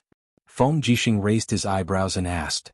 Someone saw Qian Feng commanding the newly formed Armor Demon Legion to train. He prepared heavy battle shields and sharp steel spears for the armor demons. The battle formation they are practicing is somewhat similar to the Qingquan battle method used by General Feng. What? Feng Jixing gasped in disbelief and said, "Qian Feng has only seen the Qingquan battle method once. Has he learned it?" "I don't know. But I do know that Qian Feng has begun to forge armors for the armor demons to protect the heart, head and other fatal parts of the armor demons. Moreover, a batch of armor demons is sent to Qian Feng almost every day. Our scouts exchange their lives for the intelligence. Qian Feng has rebuilt at least 50,000 armor demons. A centipede dies but doesn't fall down." Feng Jixing slowly murmured and said, "Have you and His Highness received this news?" "Not yet. Go and tell them immediately that the Empire must strengthen the training of the soldiers. The demon race has not given up their intention to offend us. In addition, immediately send out an order to strengthen the defense of the steel wall. No one knows when the demon race will launch the next attack." "Yes, subordinate understands. Does General Feng still want to continue training?" "Yes." Feng Jixing nodded his head. "I want to master the 7th layer of the diamond body protection in one go before I come out. You go first, discuss any news regarding the demon race with Ayu. When I'm not around he will be able to take charge." "Yes." 2 days later, the Zine Flower Auction House had a great harvest. The 24 long swords that Lin Muyu forged were all sold. Among them, the most perfect one was sold at a price of 12.4 million Jinin coins. The buyer was the Qian family, one of the tycoons in Lanyan City. The young master of the Qian family, Qian Lian, was also a practitioner. He had stepped into the heaven realm at a young age. Although he used Dream Return to Zenith as a help, he was still one of the best among the young generation. His father had high hopes for him, so he spent a lot of money to buy this perfect long sword. In the back hall of the Chamber of Commerce, Lin Muyu was counting the money happily. She had earned nearly 20 million Jinin coins from this auction. The tight funds for the development of magic crystal cannon could be relieved for a while. Just as she was feeling happy, someone outside asked to see her. It was Wei Chou. "Commander, we're ready. We'll set off tomorrow for the Cloud Dragon Lake in the depths of the Dragon Forest. Do you have time to go with us?" "Yes, subordinate. Go and tell them immediately that the Empire must strengthen the training of the soldiers." The demon race has not given up their intention to offend us. In addition, immediately send out an order to strengthen the training of the demons of the armor demons. Wei Chou asked carefully. Yes, of course. Prepare the weapons and food. Yes. After that, they went to the Zetian Palace to bid farewell to Qin Yin and Tang Xiaoxi. Lin Muyu had to go to the Zetian Palace to prepare for the next war. In the cloud refining mountain range in the cloud refining province, the endless mountains reached the clouds as if they were going to pierce through the sky. There was not a single blade of grass growing on the mountain range. It had become a snowy region. It was said that the peak of the cloud refining mountain range was the place closest to the sky in the human world. However, it was also the most dangerous region. The cold wind was biting cold, and a whirlwind could tear an ordinary person's body into pieces. However, in this deserted place, a figure dashed up the steep cliff. It was a young man holding a spear. Faint flames lingered around his feet. It was the king's fighting flame. He was wearing leather boots. Every time his boots touched the wall, a purple dragon claw would appear and pierce into the rock stratum. This was also the reason why he could walk on the steep cliff as if it was flat ground. The spear rested on his shoulder, and he was carrying the corpse of a muntjac. There was a hint of joy on his face. After a few leaps, he landed on the snowy land at the peak of the cloud refining mountain range. His figure flashed like lightning into a cave in the snowy region. Master, master. He smiled happily and said, Look, master, what did I catch? Inside the cave, an old man with white hair and beard slowly opened his eyes. Looking at the proud expression on his face, the old man couldn't help but smile. Exeter, you went hunting again? Yes. The young man called Exeter knelt on one knee and said, Luo Xen greets master. There is no food in the cloud refining mountain range, so I wanted to catch some game for master. The old man laughed. I have been cultivating for thousands of years. I am about to see through the secrets of heaven and step into the godly state, so I don't care about food. Xen, you have already achieved some success in your studies. You have stepped into the Holy King state at the age of 29. How many people in this world can do that? It is time to go down the mountain. Luo Xen was stunned. Master, I'm not going anywhere. Nonsense. The old man's expression became stern. Remember, you are the descendant of the famous General Luo Tonghai. The blood of a godly general flows in your body. Moreover, you have awakened your first-grade martial spirit, the purple dragon, more than 10 years ago. You were born extraordinary, so how can you stay in the wilderness with me? Go find your foster father. My foster father? Luo Xan was stunned. Yes, when you were 7 years old, a general took you in as his foster son. Have you forgotten? Foster father, he. Luo Xian's face was full of displeasure. Foster father took me in as his son, but he never came to see me. He must have forgotten about me. How can that be? Your foster father is a feudal lord who controls half the country. Moreover, the cloud refining mountain range is a dangerous place. How could he have come here without your cultivation? Go find Duke Yun Su Muyun in the imperial capital. Be filial to him and be loyal to the empire. Your master will ascend to the godly world in 3 days. Take care of yourself. Leave the cloud refining mountain range tonight. Yes, master. Luo Xen knelt on the ground with tears streaming down her face. When will disciple be able to see master again after you ascend? The old man smiled. When you ascend to the heavenly world, master will come looking for you. Cultivate well in the mortal world. Yes, master.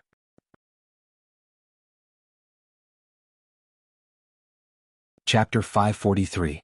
3 days later, in the depths of the dragon-seeking forest, a group of people traversed through the barren forest in winter. Lin Muyu had brought along 200 divine temple staff and 300 elites from the Dragon Courage Legion, a total of 500 people. Even if they encountered any powerful spirit beasts, they would still be able to contend against them. However, it was not to the extent that they would appear redundant due to having too many people. Rustle, rustle, the hooves of the horses stepped on the weeds. Wei Chou held onto the hilt of his sword as he urged his horse to move alongside Lin Muyu. It's already the 3rd day and we still haven't found the Cloud Dragon Lake on the map. Sir, could it be that our map is wrong? It's not possible. Lin Muyu shook her head. But the dragon-seeking forest stretches for thousands of miles. It's normal for the map to have an error. I dare to confirm that the dragon-seeking lake is within 5 miles of where I am. Search slowly and we will find it eventually. Yes. Wei Chou nodded. Sir, although we have brought sufficient rations, we are running out of fodder for the war horses. If this continues, we can only graze the war horses in the forest at night to replenish their energy. Lin Muyu responded. However, snowflakes drifted down in the cold wind. Due to the low temperature, the snowflakes did not melt for a long time on her robes. Lin Muyu sighed and said helplessly, "It's going to snow again. I hope the snow isn't too heavy this time, or else it will be troublesome if the mountain is sealed off by the heavy snow." Yes. Weicho looked around and said, "Men, release the swift wolves and find the location of the Cloud Dragon Lake." Yes. A few of the temple staff members who had tamed the swift wolves nodded their heads and whistled. Immediately, the swift wolves turned into gray traces and disappeared into the forest. Weicho looked around cautiously and said, "Everyone be on your guard. An extremely powerful spirit beast could appear here at any time. Don't be careless and lose your life here." "Yes, Deputy Commander." Lin Muyu focused her mind and suddenly grasped the hilt of her sword with one hand. She ordered, "Everyone spread out. Something is coming." Everyone started to scatter, while Lin Muyu leapt off her Snowstrider warhorse's back. She stepped on her domain cyclone and paused for a moment in the air. The spirit pulse technique clearly showed that there was a powerful energy rushing towards them. It was underground, and everyone could faintly feel the ground trembling, as if an earthquake was about to happen. "Be careful."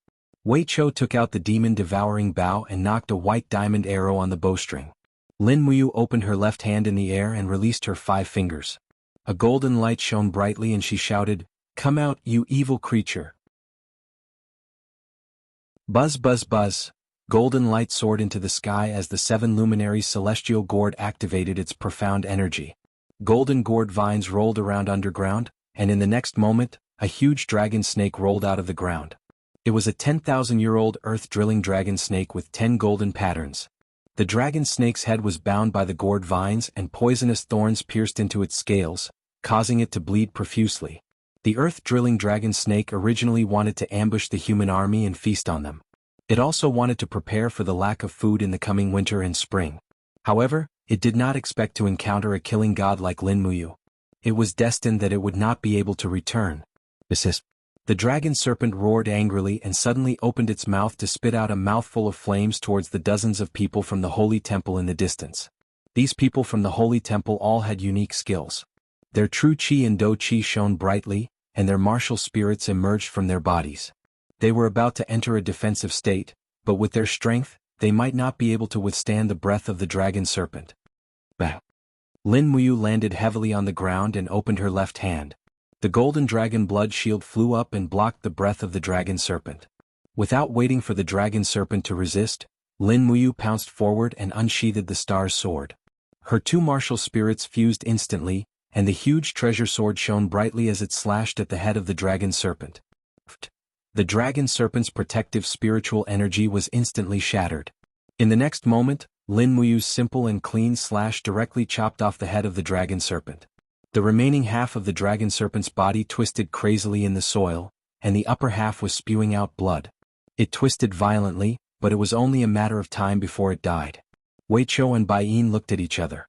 They knew that Lin Muyu was powerful, but they did not know that the commander of the Dragon Courage Legion could kill a 10,000-year-old spirit beast in one move. Damn. The star's sword was unsheathed, and Lin Muyu walked forward.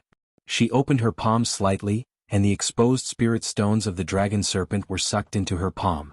The flames washed away the snake's blood, and she casually threw the spirit stones into her universe bag. Lin Muyu smiled and said, "The earth-drilling dragon serpent is of the fire attribute, so its meat is not bad. Cut a piece of the dragon serpent's meat and bring it with you to cook at night. It can keep you warm." Everyone nodded and pulled out their weapons. In the blink of an eye, the upper half of the dragon serpent's body was reduced to a pile of bones. At this time, Lin Muyu suddenly became vigilant. She couldn't help but whisper, "Be careful, something is coming." Everyone get off your horses and form a circle with the horses in the middle. Prepare to face the enemy with the universe tactics. Yes.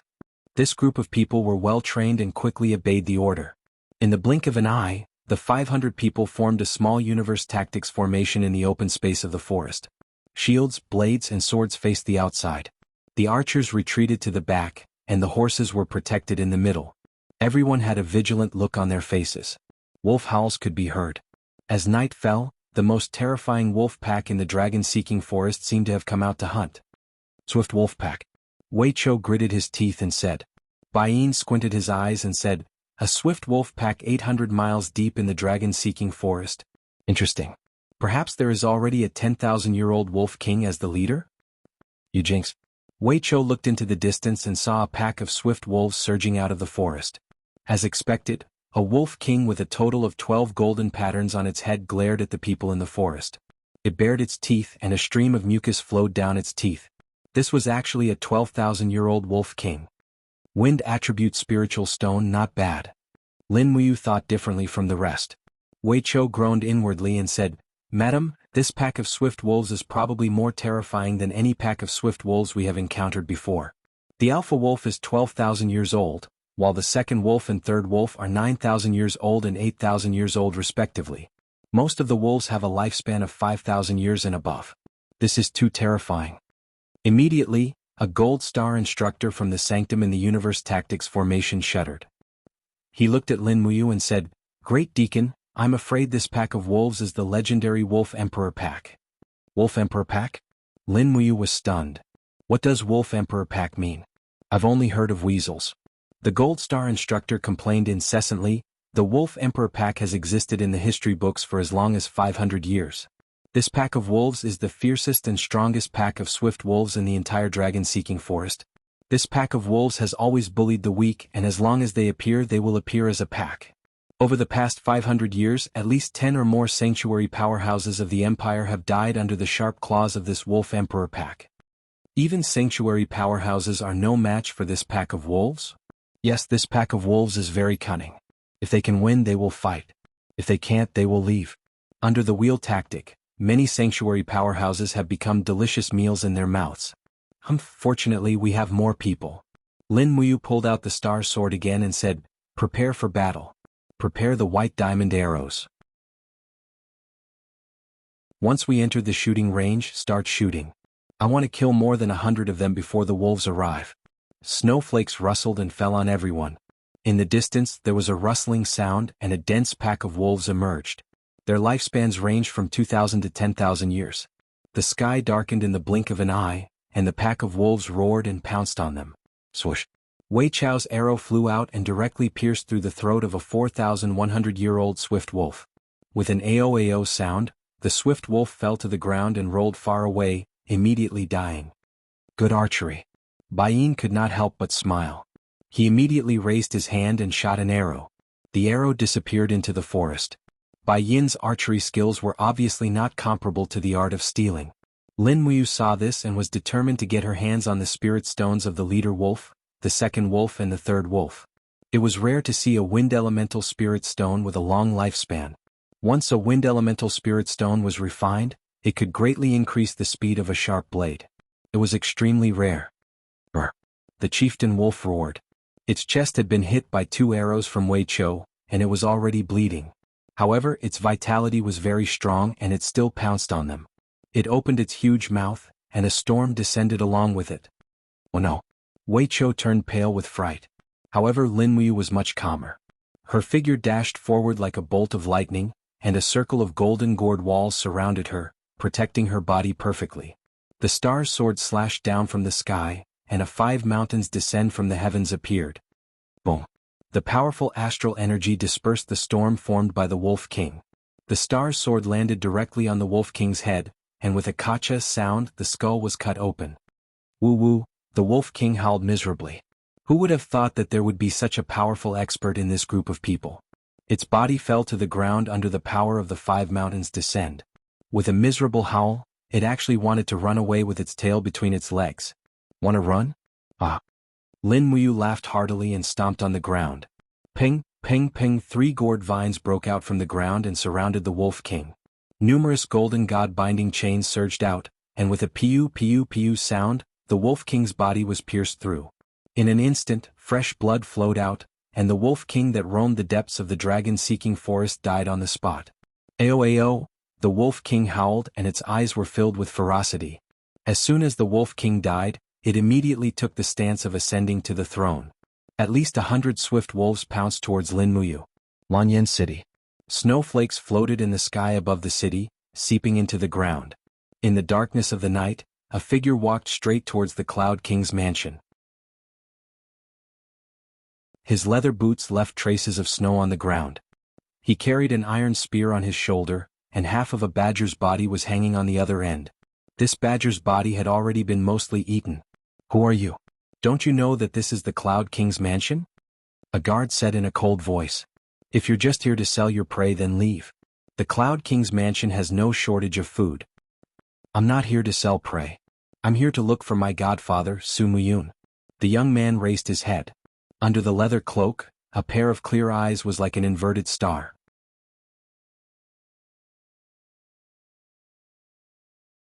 Chapter 544. Su Jun had been the captain of the Su Residence's guards for 7 years. He was well versed in martial arts and had reached the 2nd level of the Heaven Realm last year. Although his cultivation was not on par with the people in the Holy Temple and Zetian Palace, he was second to none in the Seven Seas Palace. His fists were extremely powerful, and he had once killed a 500-kilogram porcupine with one punch. That was why Su Muyun had taken a fancy to him. Among the 500 guards of the Seven Seas Palace, Su Jun's position was no different from that of a commander. It seemed that in the entire palace, other than the masters like Su Muyun, Su Yu and Su Chong, Su Jun's position was the highest. However, Su Muyun thought that Su Jun was not talented enough to hold a military position, so he did not assign him military duties. Su Jun had a feeling that he was talented, and it was difficult for him to fulfill his ambitions. Naturally, his temper was not good. His Highness, the Cloud King's adopted son? Su Jun could not help but laugh out loud, and the dozens of guards behind him laughed as well.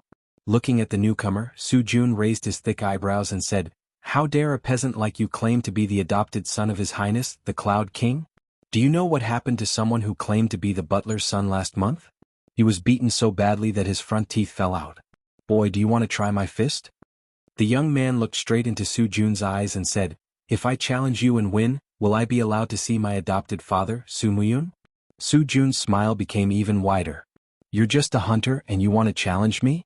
Aha, I'm afraid you're not strong enough. Forget it, it's rare that I, your grandfather, am in a good mood today. Then let's have a few moves." Su Jun raised his hand and threw the sword in his hand to a guard behind him and said, "All of you look carefully, see how your boss teaches this country bumpkin who doesn't know the immensity of heaven and earth."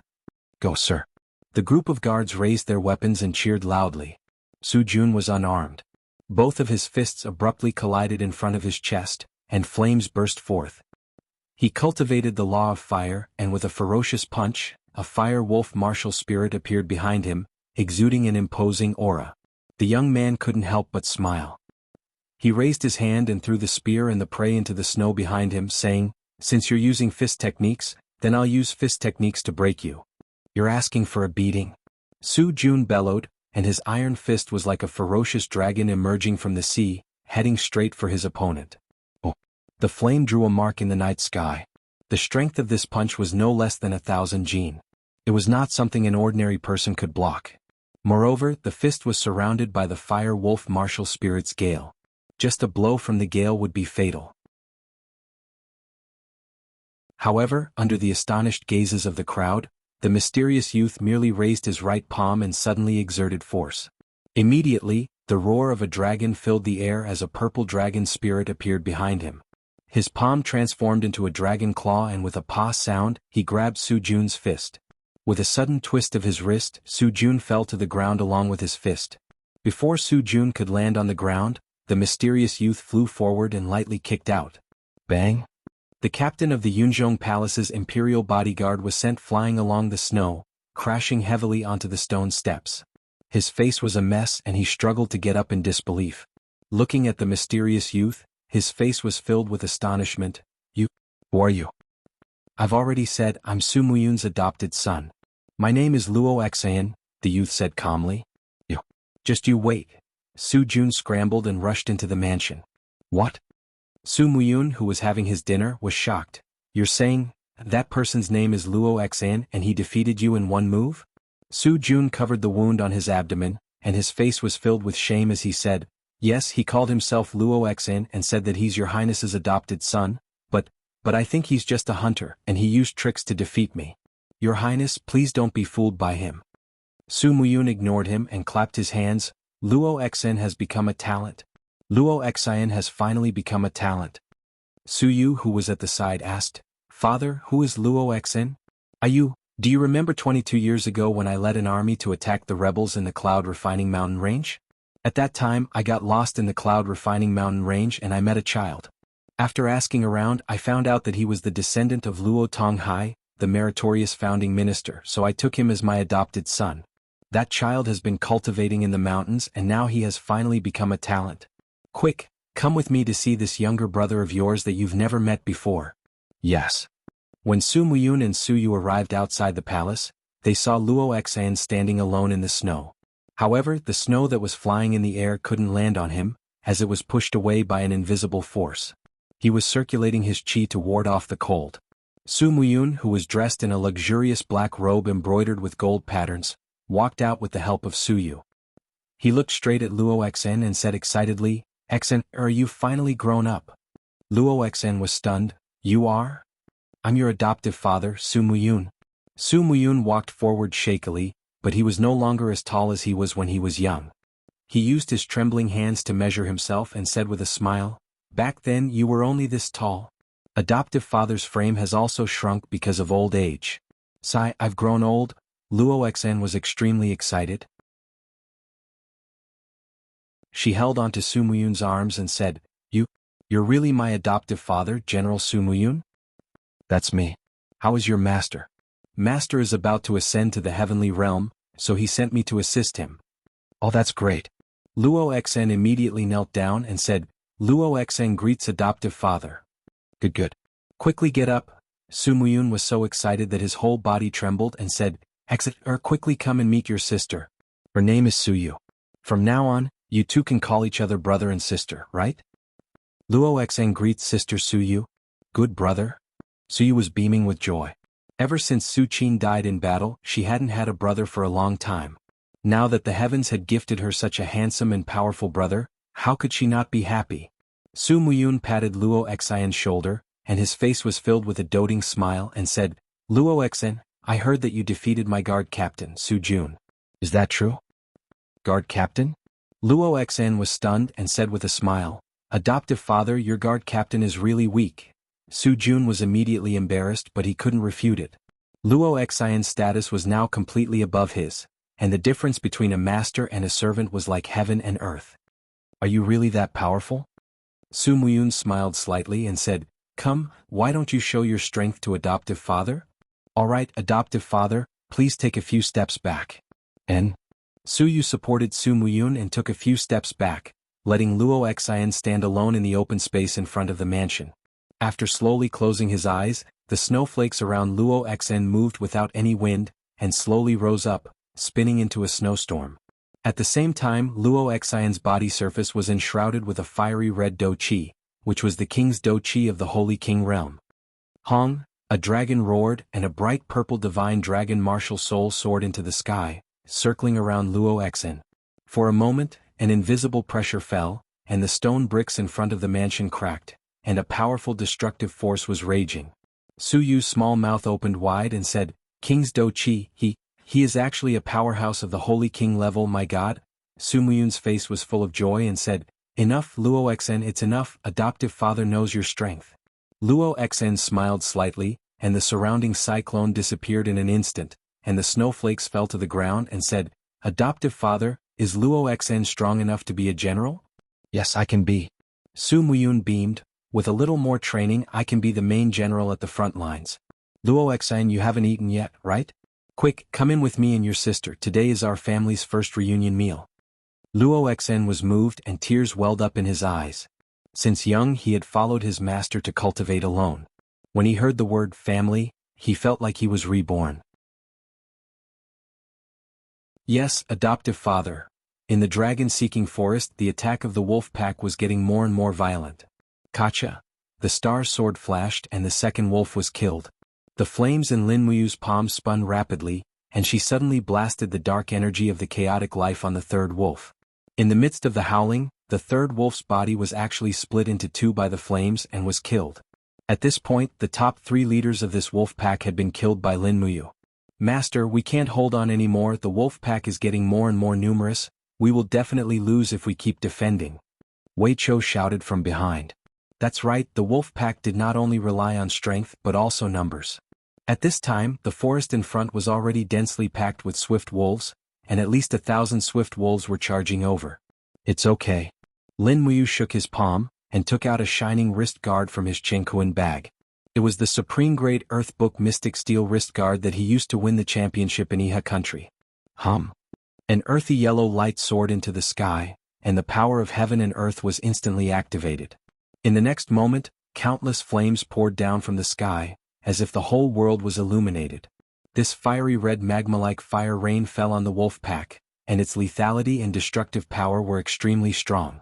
Immediately, the wolf pack howled incessantly, and the area within a few hundred meters was turned into a sea of fire. Wolves were afraid of fire, and the supreme grade Earth Book's main purpose was to intimidate them. In the blink of an eye, the pack of swift wolves surrounding the Longdan army camp all ran away with their tails between their legs. Those who did not escape could only become sacrifices for the supreme grade Earth Book with the words Fire God Apocalypse written on it. Not long after, at least 200 swift wolves had been burned to death by the supreme grade Earth Book, and the smell of burnt meat was already wafting out. The fire rain had been burning for nearly 5 minutes, and it was starting to die down. Oh my God, Wei Chou, Baiyin and the rest finally recovered from the shock. Wei Chou said, Master, we can go look for the Cloud Dragon Lake now. Don't be in such a hurry. Lin Muyu laughed and pointed at the corpses of the swift wolves in front of him. Don't waste it, dig out all the spiritual stones of the swift wolves. I want them all, don't waste a single one. Yes. These were all the raw materials for the weapon embryo, how could they waste them? After all, Lin Ruoji was a good child who knew how to run a household.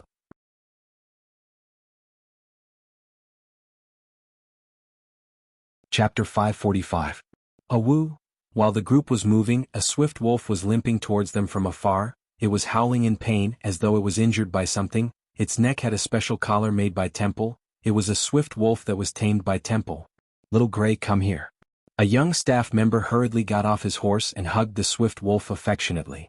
The swift wolf whimpered in its master's ear for a while, as if it had been wronged. Not long after, the staff member turned to Lin Muyu and cupped his fists. Reporting to Commander, this subordinate swift wolf has found the Cloud Dragon Lake. It's about 7 kilometers north of us, but there are many bloodthirsty tigers living around the lake, so we need to be careful. Understood. Lin Muyu looked at the swift wolf's injuries. Its hind legs were covered in blood, so it must have been injured by the bloodthirsty tiger. However, the bloodthirsty tiger had not been able to kill the swift wolf that had been scouting ahead. This meant that the bloodthirsty tiger was not that strong, at most about 10,000 years old. Turn north. Everyone be careful. Do not let your weapons leave your hands. Yes, Commander. They were already deep in the dragon-seeking forest, so encountering 10,000-year-old spirit beasts was a common occurrence. Furthermore, it was said that the Cloud Dragon Lake contained an extremely rich spiritual energy. Many spirit beasts lived underwater, making it even more dangerous. Looking at the drifting snow and the dark night, Wei Chou cupped his fists. My lord, our vision is already very blurry. Perhaps we should set up camp here tonight and search for the Cloud Dragon Lake tomorrow morning. We will be at a disadvantage if we fight the bloodthirsty tigers at night. That's fine. Set up camp. Yes. Wei Chou waved his arm and everyone dismounted from their horses, set up tents and started a fire to cook. In fact, many of them could no longer endure the bitter cold of the wilderness. If they were to starve, not many of them would be able to keep their spirits up. Lin Muyu cooked a pot of swanee meat for herself and Wei Chou and ate it. Then she used the clear heart incantation to remove the heat poison for Wei Chou. She then sat cross-legged in the tent and operated the forging dragon bone remnant scroll. She tempered the do qi in her meridians and the strength of her qi si. Wei Chou cultivated for a while at the side. Looking at the faintly discernible do qi flames around Lin Muyu, he couldn't help but say, when Lord Commander first came to Lanyan City, she was only at the Earth Realm. In just a few years, she actually stepped into the second layer of Sage Realm. She really is a peerless genius. Lin Muyu couldn't help but smile. If you have something to say, just say it, you brat. Wei Chou smiled awkwardly, cupped his fists and respectfully said, Wei Chou has no great ambitions, but I also hope to cultivate to the same level as Lord Commander. I want to serve the Empire loyally.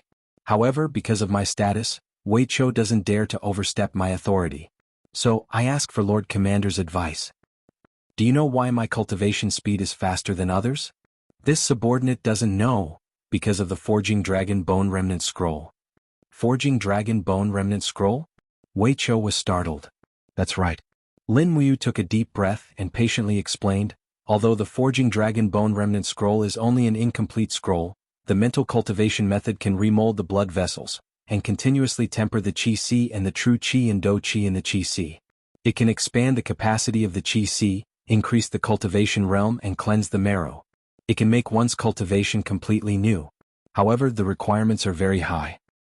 What requirements? Wei Chou asked. The bone of a true dragon is required to temper the blood vessels. Lin Muyu frowned, thinking back to the pain of assimilating the piece of true dragon bone Qin Yin had given her. She simply didn't want to go through it again. She raised her head to look at Wei Chou's ardent eyes and couldn't help but smile, saying, logically speaking, the Forging Dragon Bone Remnant Scroll is not something ordinary people can cultivate, but I've been cultivating it for so many years, and have a different understanding of this mental cultivation method. I'm currently trying to rewrite the first and second volumes of the Forging Dragon Bone Remnant Scroll so that ordinary people can also cultivate it. Not to mention remold the blood vessels, but at least cleanse the marrow is not a problem, and it can also greatly increase the speed of cultivation. Wei Chou was overjoyed, saying, "My lord, can you teach it to Wei Chou?" Lin Muyu couldn't help but smile, patting his shoulder, saying, "Yu Xin, Shui Fengshi and the others are all people closest to me. Naturally, I will teach it to you. Don't worry. Perhaps in the future, the Forging Dragon Bone Remnant Scroll will become a common mental cultivation method for the martial artists of the Empire." That's great, this subordinate thanks the general in advance. Wei Chou was especially excited, his heart filled with wild joy. If it really was as Lin Muyu said, then there was hope for him to step into the Saint Realm, and even if he cultivated bitterly for the rest of his life, he might be able to step into the legendary Divine Realm. Those ancient legends couldn't compare to might be his. And this was the dream of every martial cultivator. That night, Lin Muyu wrote down an improved and simplified version of the Forging Dragon Bone Remnant Scroll on the parchment, but she didn't seem very satisfied and needed to slowly improve it. So she didn't give it to Wei Chou, hugging the parchment in her bosom and going to sleep.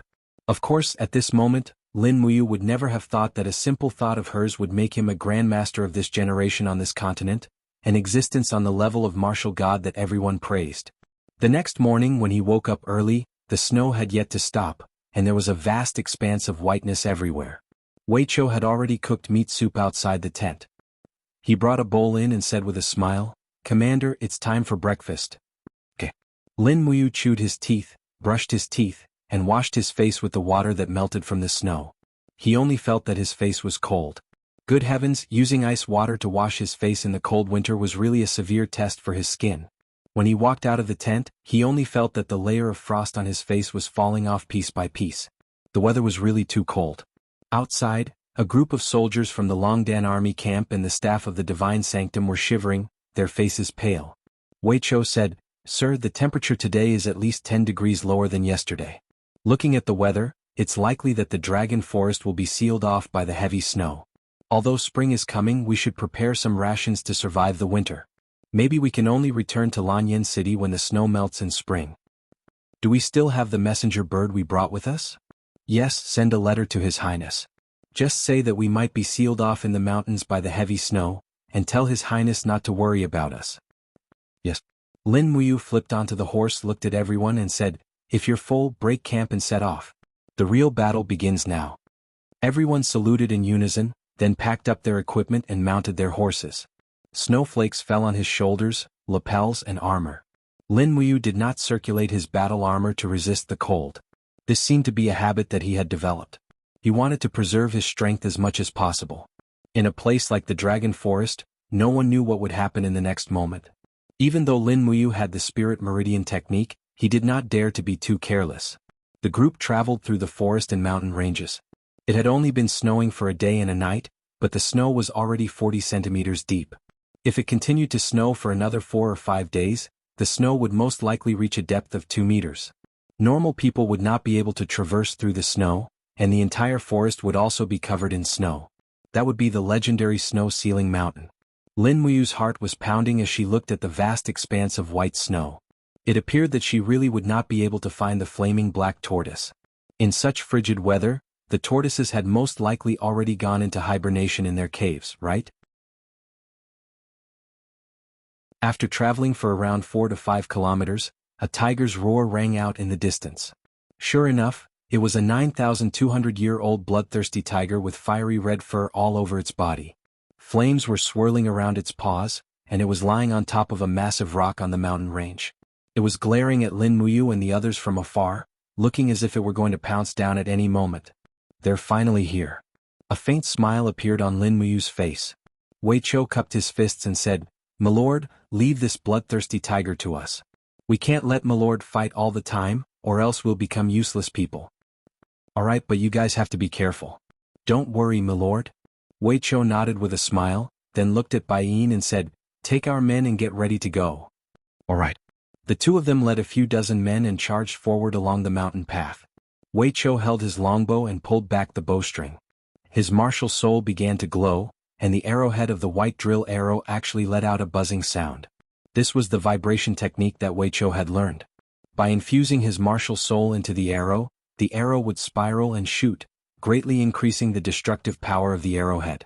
Wei Chou had once pierced through the bodies of 3 armor demons with a single arrow. His arm strength and archery skills were not just for show. It was also because of his unparalleled archery skills that Wei Chou's position in the talented Longdan army camp had never fallen. Whoosh! With a sharp whistling sound, the arrow spun through the air.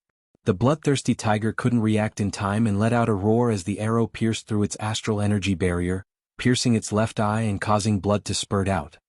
Brr, brr. In its rage, the bloodthirsty tiger ignored the pain and charged down the hill. Wei Chou shot another arrow, blinding the other eye as well. He shouted, "Bai Yin, it's your turn now." Bai Yin replied, "Don't worry." With that, Bai Yin silently used turtle breathing, and his aura magically disappeared from the range of Lin Muyu's spirit pulse technique. Brr. The bloodthirsty tiger had been blinded, so it could only rely on its opponent's aura to attack. However, Bai Yin's aura had completely disappeared under turtle breathing, leaving no trace behind. "Noisy!" Wei Chou shouted. A dozen of the Longdan army camp's elite soldiers drew their weapons and struck them against their shields. The noise made it even more difficult for the bloodthirsty tiger to determine Bai Yin's position. Clang! The moment he unsheathed his sword, Bai Yin stabbed it into the bloodthirsty tiger's jaw. However, he didn't even have time to draw his sword. The bloodthirsty tiger roared and opened its mouth, spitting out a mouthful of flames.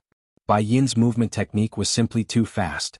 His entire body was like a loach as he slid across the snow. In the distance, Wei Chou shot out 3 more arrows, each one piercing into the bloodthirsty tiger's vitals. This bloodthirsty tiger, which was almost 10,000 years old, was originally a tyrant in this territory. However, under the attacks of these cunning humans, it was unable to retaliate at all. Bai Yin, retreat. The corner of Wei Chou's mouth curled up. "Just wait until it bleeds to death." "Russell," Bai Yin didn't reply and Taksha left. Not long after, the bloodthirsty tiger unleashed a barrage of flames, but it was unable to kill anyone. Finally, it let out a miserable howl and fell to the ground. Fresh blood seeped into the snow. It had died a humiliating death. You're tuning in to the Han Li's Wuxia Chronicles YouTube channel. We're so grateful for your support, and don't forget to subscribe to join us on this incredible journey through captivating stories. Your generosity through donations truly makes a world of difference, as it's the primary source of revenue that allows me to expand and enhance this channel for you. Thank you from the bottom of my heart for being a part of this adventure.